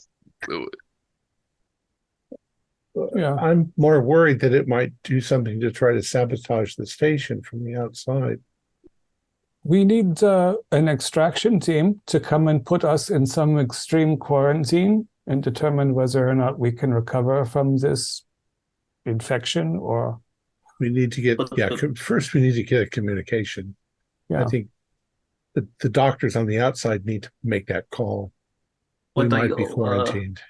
Let me try our little experiment, Dr. Thomas. Yeah, please. Let's see if alcohol impedes the spread of the glow.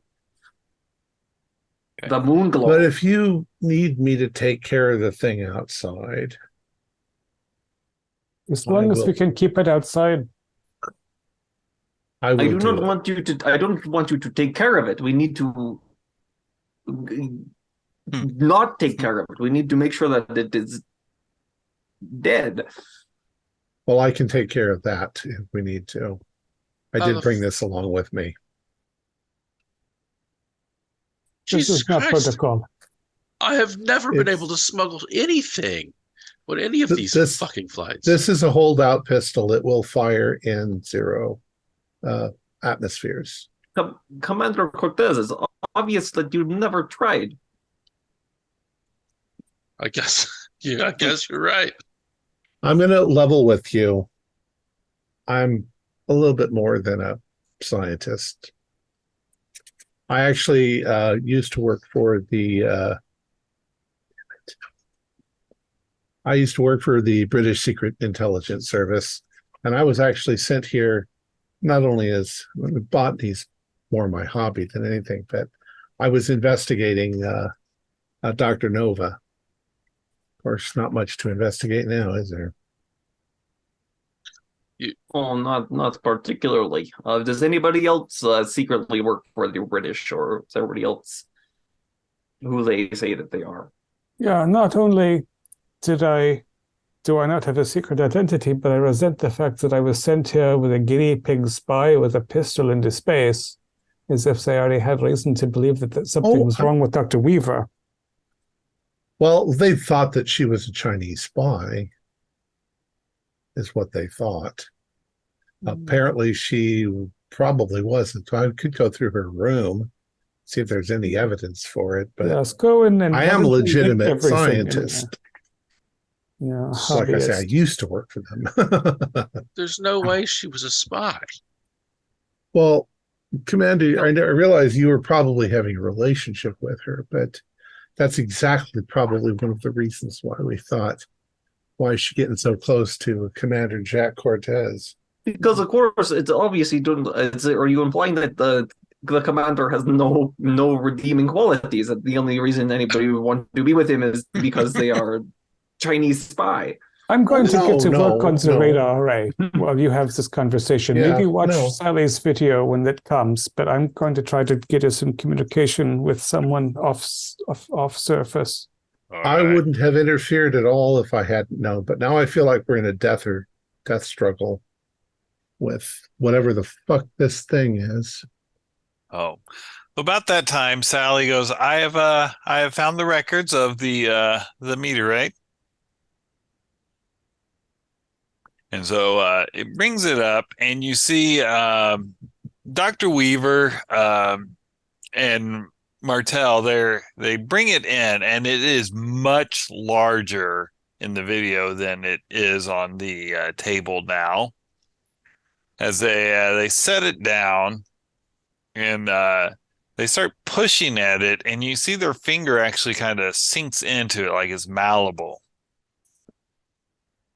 And when they get out the saw, it just kind of splits itself, and they step back, but like the center of the meteorite, it's almost like the camera couldn't capture the wavelength that was coming out of that. And it kind of gets like an old VHS tape that's kind of been chewed up, and then it gets played again.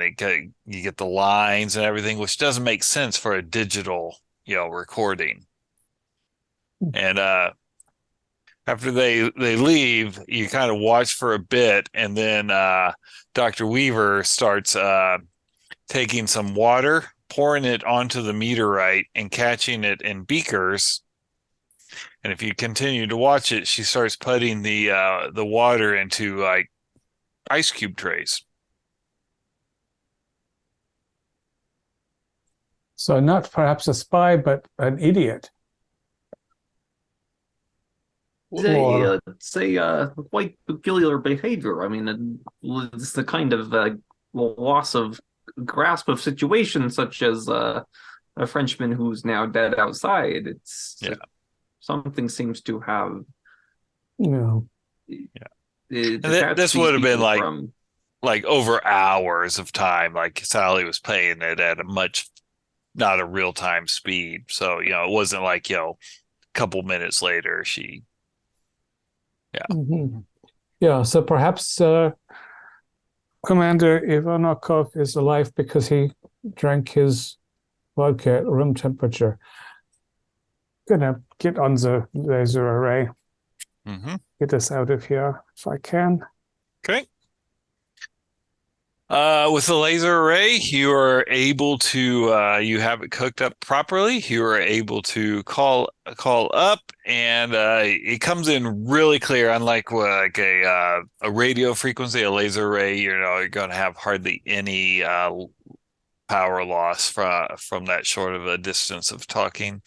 They come through really clear. They're going, this is orbital. Is this Shackleton crater? This is Shackleton Crater. Commander, do you wish to speak for the group? There's some stuff going on down here, and you know what, Mr. Hoffman, I think maybe you can handle this. Yeah. I'll set it to a group frequency so we can all chime in. Orbiter, the situation is somewhat dire. 3 of the 4 residents whom we came to replace are dead. Oh, no. Yeah. And all of us need to be considered contaminated. A mineral object of unknown origin was brought into the base and appears to have very powerful powers of contamination. As far as we know, we are not yet infected, but the survivor, Commander Ivanokov, shows initial signs of contamination. We need to determine what this material is, evacuate, quarantine, and bring in investigators. That's my recommendation. Anything else, Thomas? My recommendation is you absolutely don't do that. We're probably all fucked down here, but we got to see if we can find something that counteracts it. Which would require experimentation, quarantine, information. No reason to write off our experience in human lives. Hopefully we'll be able to solve it before we die. Yeah. Orbiter copies possible pathogen has infected the crew. We will work on possible quarantine procedures up here. Be advised that we are passing on to the other side of the moon. We will not be able to be in contact for another 12 Earth hours. Understood, Orbiter. Thank you. 12 hours. I told him geosynchronous orbit, damn it. Yeah. I mean, they don't listen to British spies. I think that's lunar synchronous, but yeah, it would be nice. So 12 Well, I'm not a hours. spy. Yeah, you're not a spy. I'm looking for a spy. We have But made contact. does that not make you a spy? Never mind. A spy hunter. I think what we should do is take sealed canisters of air and water and foodstuffs and separate ourselves from the body of the domes in, I guess, their living quarters, which are empty, and see what happens to us. You now have a test, yes, Pavlenko? Or beginnings of a test? I want to see if the alcohol impairs the spread of the glow. Yeah, I'm afraid it's lack of ice, but we could check and see if any part of did we see if any part of the science dome was enclosed and usable or anything like that? It was not enclosed. Okay. Mm-hmm. Never mind. It's just a engineering might be the least contaminated at this point, to the best of our knowledge. But maybe the individual residential pods are safer. Okay. All right. So you guys are sounds like you're batten down the hatches for the night. This is my intention, yes. Yeah, Okay. I suppose so. Yeah. All of you give me a POW check. I do not like where this is going. An 01. 005. Nice. Oh, How'd you do Yeah, for I'm- it, Commander Cortez? 003. Wow. 56 got- for 50.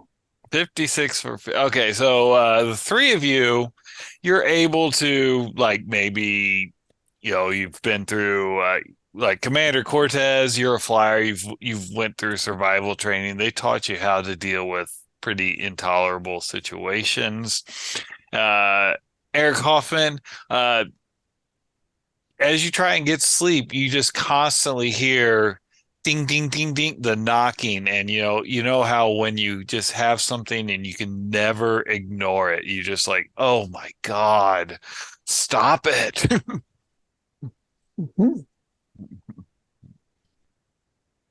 Yeah, I'm in some pod that some infected person has been in. With any luck at all, I got Weavers, and she was the first one to go. I'm squinting to see if anything glows in the dark with strange light. Mm-hmm. Yeah, it's a rough. And so you'll be rolling with penalty dice for anything with like, mental thing because you're brain tired. All right, so you're locked in there. The body outside, it has no need to sleep. It has no mind to get bored, so it's just constantly knocking all night, all 8 Earth hours of your you guys' kind of rest and all. When you get up, you do hear in a couple hours, you do hear the radio come on, and you hear the orbiter call down there going, we Shackleton base, this is orbiter. Yeah, Shackleton base, come in, please. Yes, we have talked with some of the scientists. We do have a quarantine station here on the base. Are you able to launch within the next 2 hours? That is the ideal time to get the lunar module up to us. Commander Cortez? We should be able to get out of here. I think so.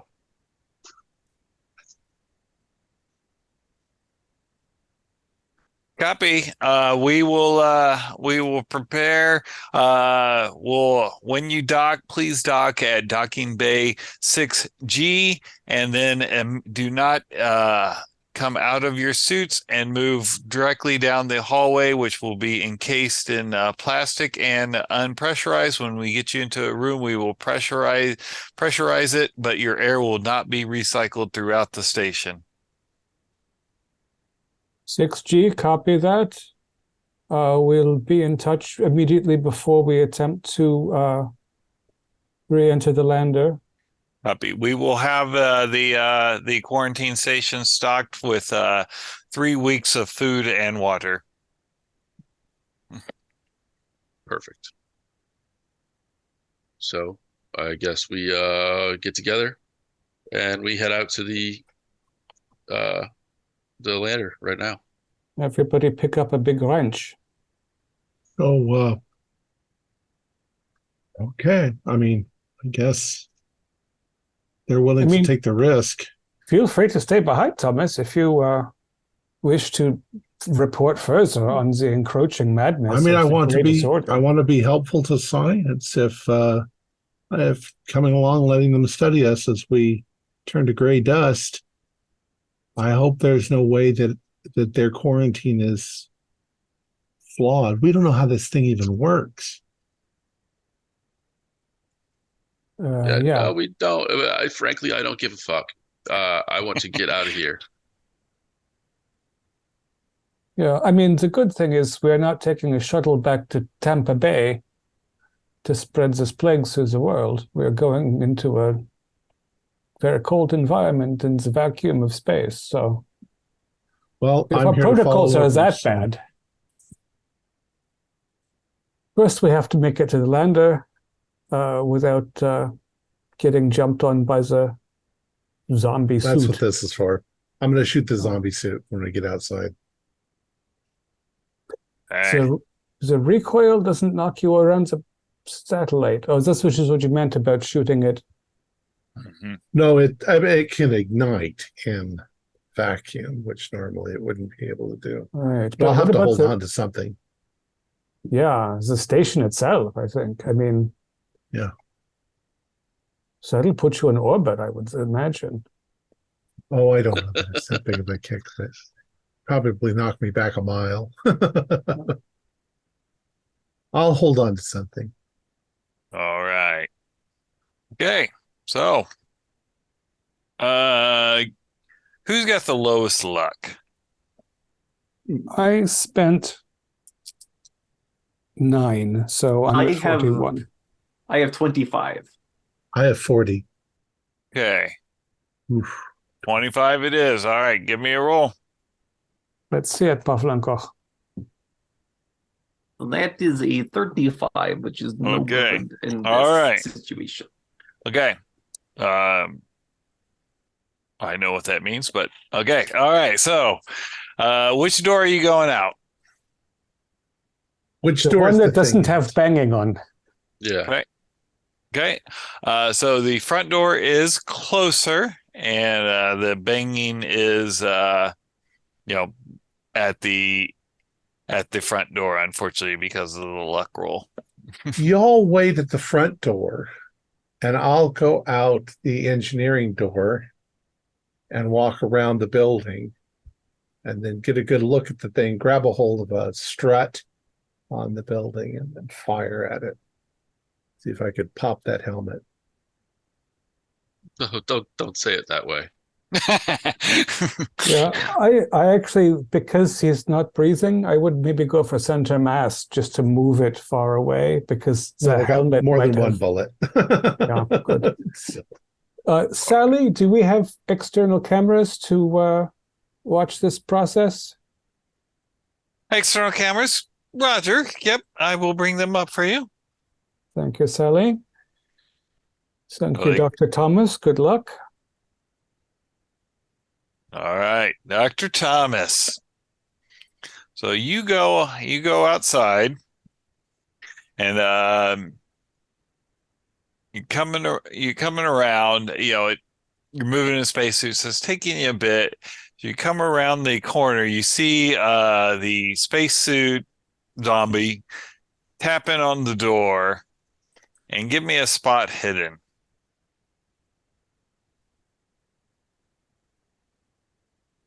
66 spot hidden. Oh, 50-50. So I have to spend 16 points. That's up to you. I'll spend 16 points. Okay.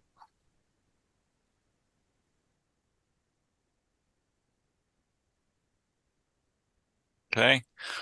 So as you kind of like line up, you kind of like out of the corner of the eye, you look over, and just coming out of the Shackleton crater, like mist, but is these color that you can't quite put your finger on. Is it purple? Is it orange? It's just constantly shifting its wavelength, and it's moving much quicker than anything because there's no wind, and it is heading right towards you.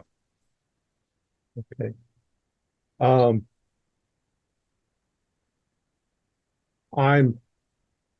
going to Oh, you can give me a point. you can give me a sanity roll for that also. Yeah. 29. That's still good. It's just one. I mean, it is just a All right. color, right? Isn't that what they It's describe just a it? color. Just a color. Doesn't look Okay. pink at all. No. All right, fire away. I'm going to fire at the guy knocking on the door first because he's fucking driven me nuts all night. Yeah. So I'm gonna fire. Okay, give me a fighting firearms. Firearms. Oh, that's right. Yeah, man, I just drew a blank on what the skill's actually called. I got a 61 out of 70. Okay, so you fire, you hit it, and I mean, it's not hard to puncture a suit with a bullet, I'm imagining. Right. I mean, they're kind of made to deal with many asteroids in space, but not a bullet. So when you hit it, it kind of hits it, and you see like the pressure in it kind of comes out. It wasn't real pressurized because it was no longer really functioning, but then you see like the what you would think would be blood, but it's almost like this gray nodules coming out of it because the blood's all dead in it. Does it Kind of stumble, roll physically your damage. react back because of the hit? Yeah, but it's not because it's reacting like a human would because you got hit. It's because of the pure physics of yeah. I'll shoot a second bullet at it then. Okay. And then I'm going to turn towards the glowing thing coming at me. All right. So shoot your second bullet. Did even better. 15. Okay. Yeah. And then I'll just turn and I'll empty my gun, firing at this colored thing coming at me. Okay. All right. It is going to try and envelop you. Okay. So you see it, and it almost like it's got like tendrils, like it's starting to feel along. And yep. Okay. Give me a power roll. Okay. And Hopefully I can't get into my suit. I have a power of 95, so you need a what is that, an extreme you need? Yeah, I'm close to a hard, but I'm not at a hard. It would take me too much.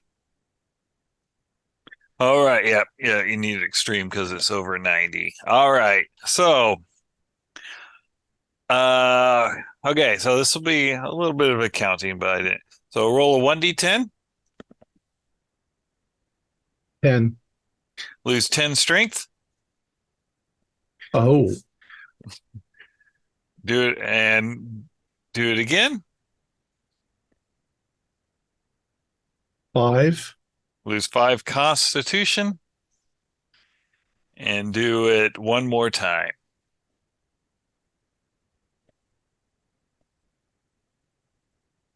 2. 2. So that's a total of 17. So you lose that much POW.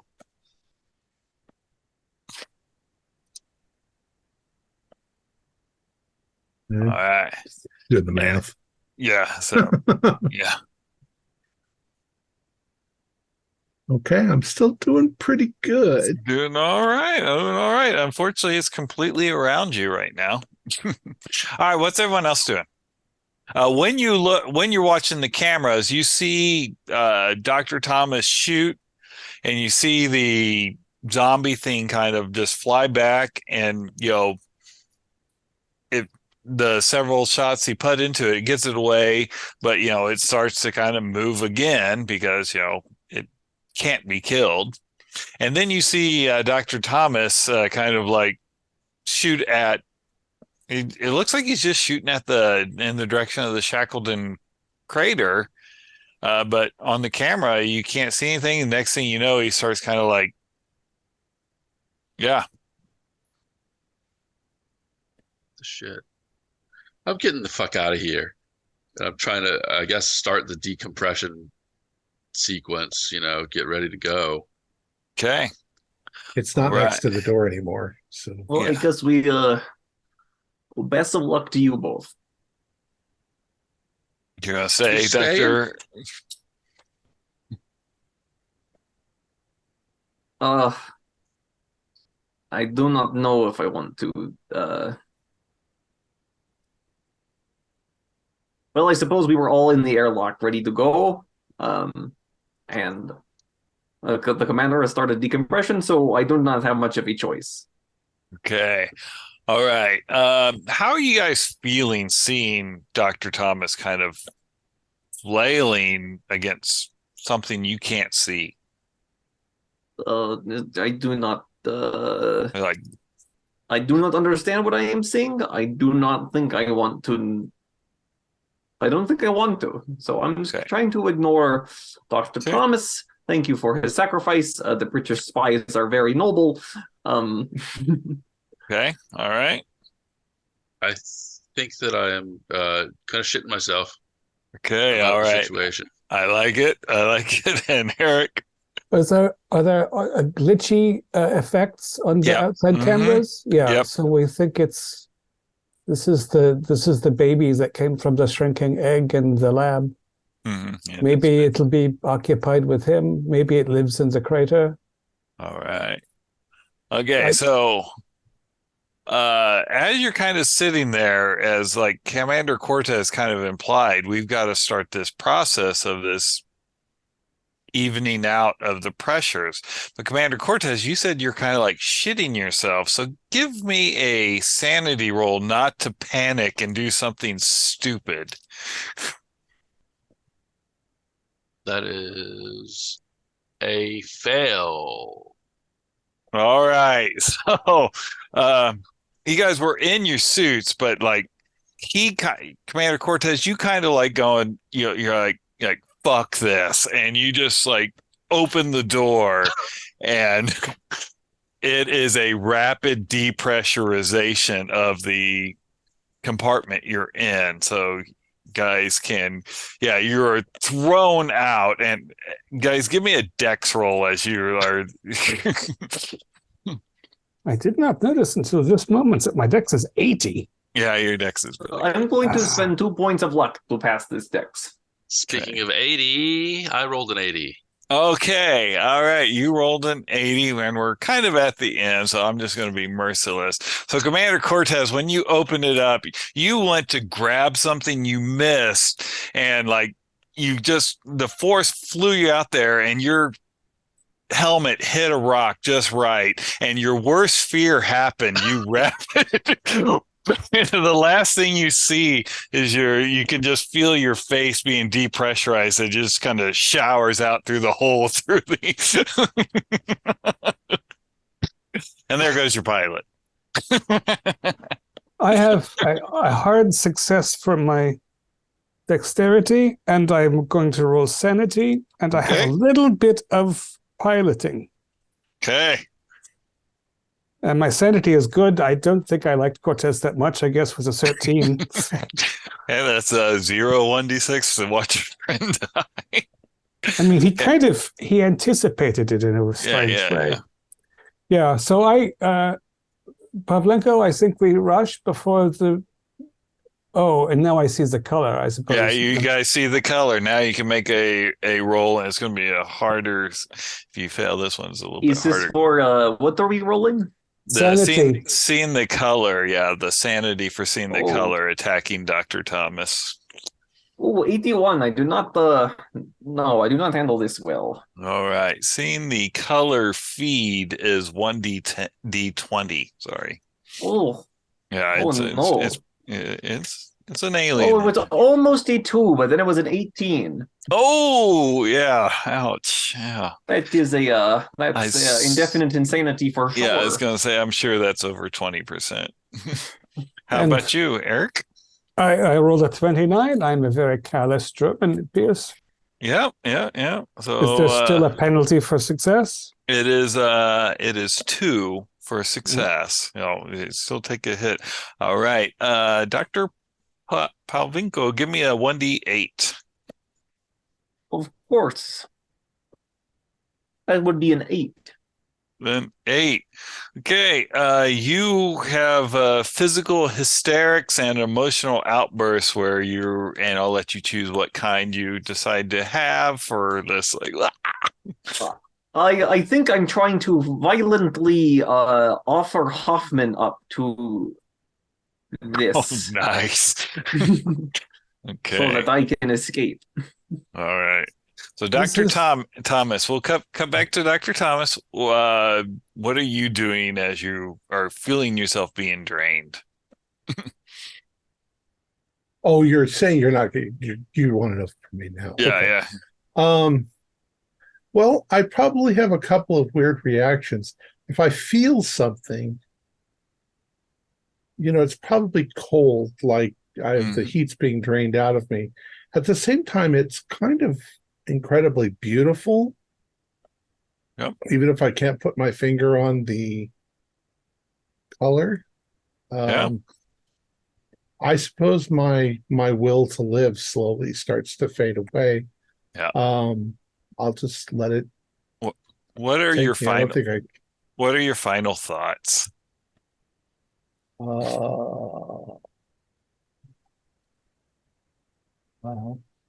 love plants. I don't know. Okay. It's like I hope I'm distracting it from the others so they can get away. Oh, well, because I always can't really see what altruistic. they're doing at this Mhm. point. Exactly. And so you eventually become like a pile of dust inside your suit. All Nobody will right. ever find me because it's gray dust on the moon. Exactly. Gray Yeah, dust. gray dust on the moon. All right. All right. So to the two people still alive, one trying to hinder the other, if I understood properly. Okay. Yes, you see, no hard feelings, Hoffman, but I have important work that I need to do, and well, your sacrifice is much appreciated by the Yeah, this is why I bring the biggest wrench I can find. Give me you are faster because you have an 80. So give me a fighting brawl. And Dr. Palvinko, you can decide to dodge or fight Well, back. what do you mean? What do you mean, dodge? I'm not in. Yeah. This would assume I'm in the right state of mind to Yeah, not exactly. be attacking my friend. That's a good point. 51 is a failure on fighting brawl. 35 is not a success, but I have 5 points of luck to spend. There you go. All right. I do not have enough points of luck to spend this down to a success, even if I wanted to. So you hit it, you shatter the gold-plated covering, and you just see him kind of also. Okay, I will roll sanity again. Twice Yep. I have been unaffected. This Yep. time I feel it. I fail sanity. 1d6. 6 for killing a recent grief colleague. Mhm. 2. 2. Ah! Right. Okay. All right. So You now run I in have front now I have my 30% pilot skill. All right. So you are running toward the thing, the lunar lander, I assume. Yeah. Okay. All right. So Is the color still busy with Thomas for the time being? It is. Yep. 11. Okay. Oh. So a hard success for my 30 pilot spacecraft. All right. So you kind of take off and you lift it up, and about that time you realize that you remember, but you're too late. You're not coming back. You remember that Captain Stafford and was down there. So, yeah. So he was sleeping it up because he got into the moonshine. Yeah. Captain Stafford, maybe we will send people down for in time, but the survival rate is not so good. Not so good. All right. Well, you make it back up there, and finally, for the last thing, give me a luck roll. I spent some. 78 of my remaining 36 luck. Right. You don't know it because it wants to be subtle because it wants to go to Earth because it's found humans are quite tasty. You drank a little water because you were on that planet, on that base for over 24 Earth hours, and you needed some hydration, and it's going to quietly settle into some of your cells before it decides to start reproducing. That will be Moonglow. Oh. Fantastic. Yeah. This is why I get to roll after 11. we saw the rock, and I was like, "Oh shit, I know what it is." Yeah, yeah. This is a color in space. Yeah, the color in space. Yeah, that's good. Yeah, obviously they found a meteorite. They brought it in, and it had the color in it, and the color tasted them, and was like, this is a good life form. I'm going to destroy it because I always viewed the color as an invasive species that just comes in and just like drains everything before it moves on. Right, Maybe and launches itself back into space. Yeah. In this case, one of their babies just accidentally landed on this dead rock. Maybe it's what made the Shackleton crater. Might have been there for millions of years until Maybe it's why the moon is so dead. Oh, yeah. I hadn't even thought of that. That's pretty good. it was once lush green forest. Now it's just gray dust. Oh, that's awesome. I should have thought of that. That's nice. Our players included Morgan Llewellyn, David Gasway, Chance Wooten, and myself, with Keith Craig as the keeper of arcane lore. We have a Discord server where you can chat with other members. You can set up private games, and you can learn the finer arts of gameplay and game mastering. We provide audio-only versions of our shows free for you to download from Spotify, iTunes, or Podbean. If you'd like to help support our show, please visit our Patreon account. Just $1 a month helps us a lot. Or you can hit the super thanks button just below the video. Like, share, and subscribe to our channel, and punch the bell icon for updates on our latest shows. And leave us some comments. We enjoy reading them and answer any questions you might have. This is Thom Raley, together with all the members of our gaming club, inviting you to journey with us once again into the darkness for another adventure into the universe of H.P. Lovecraft and the Call of Cthulhu role-playing game. Until next time, good luck and good gaming.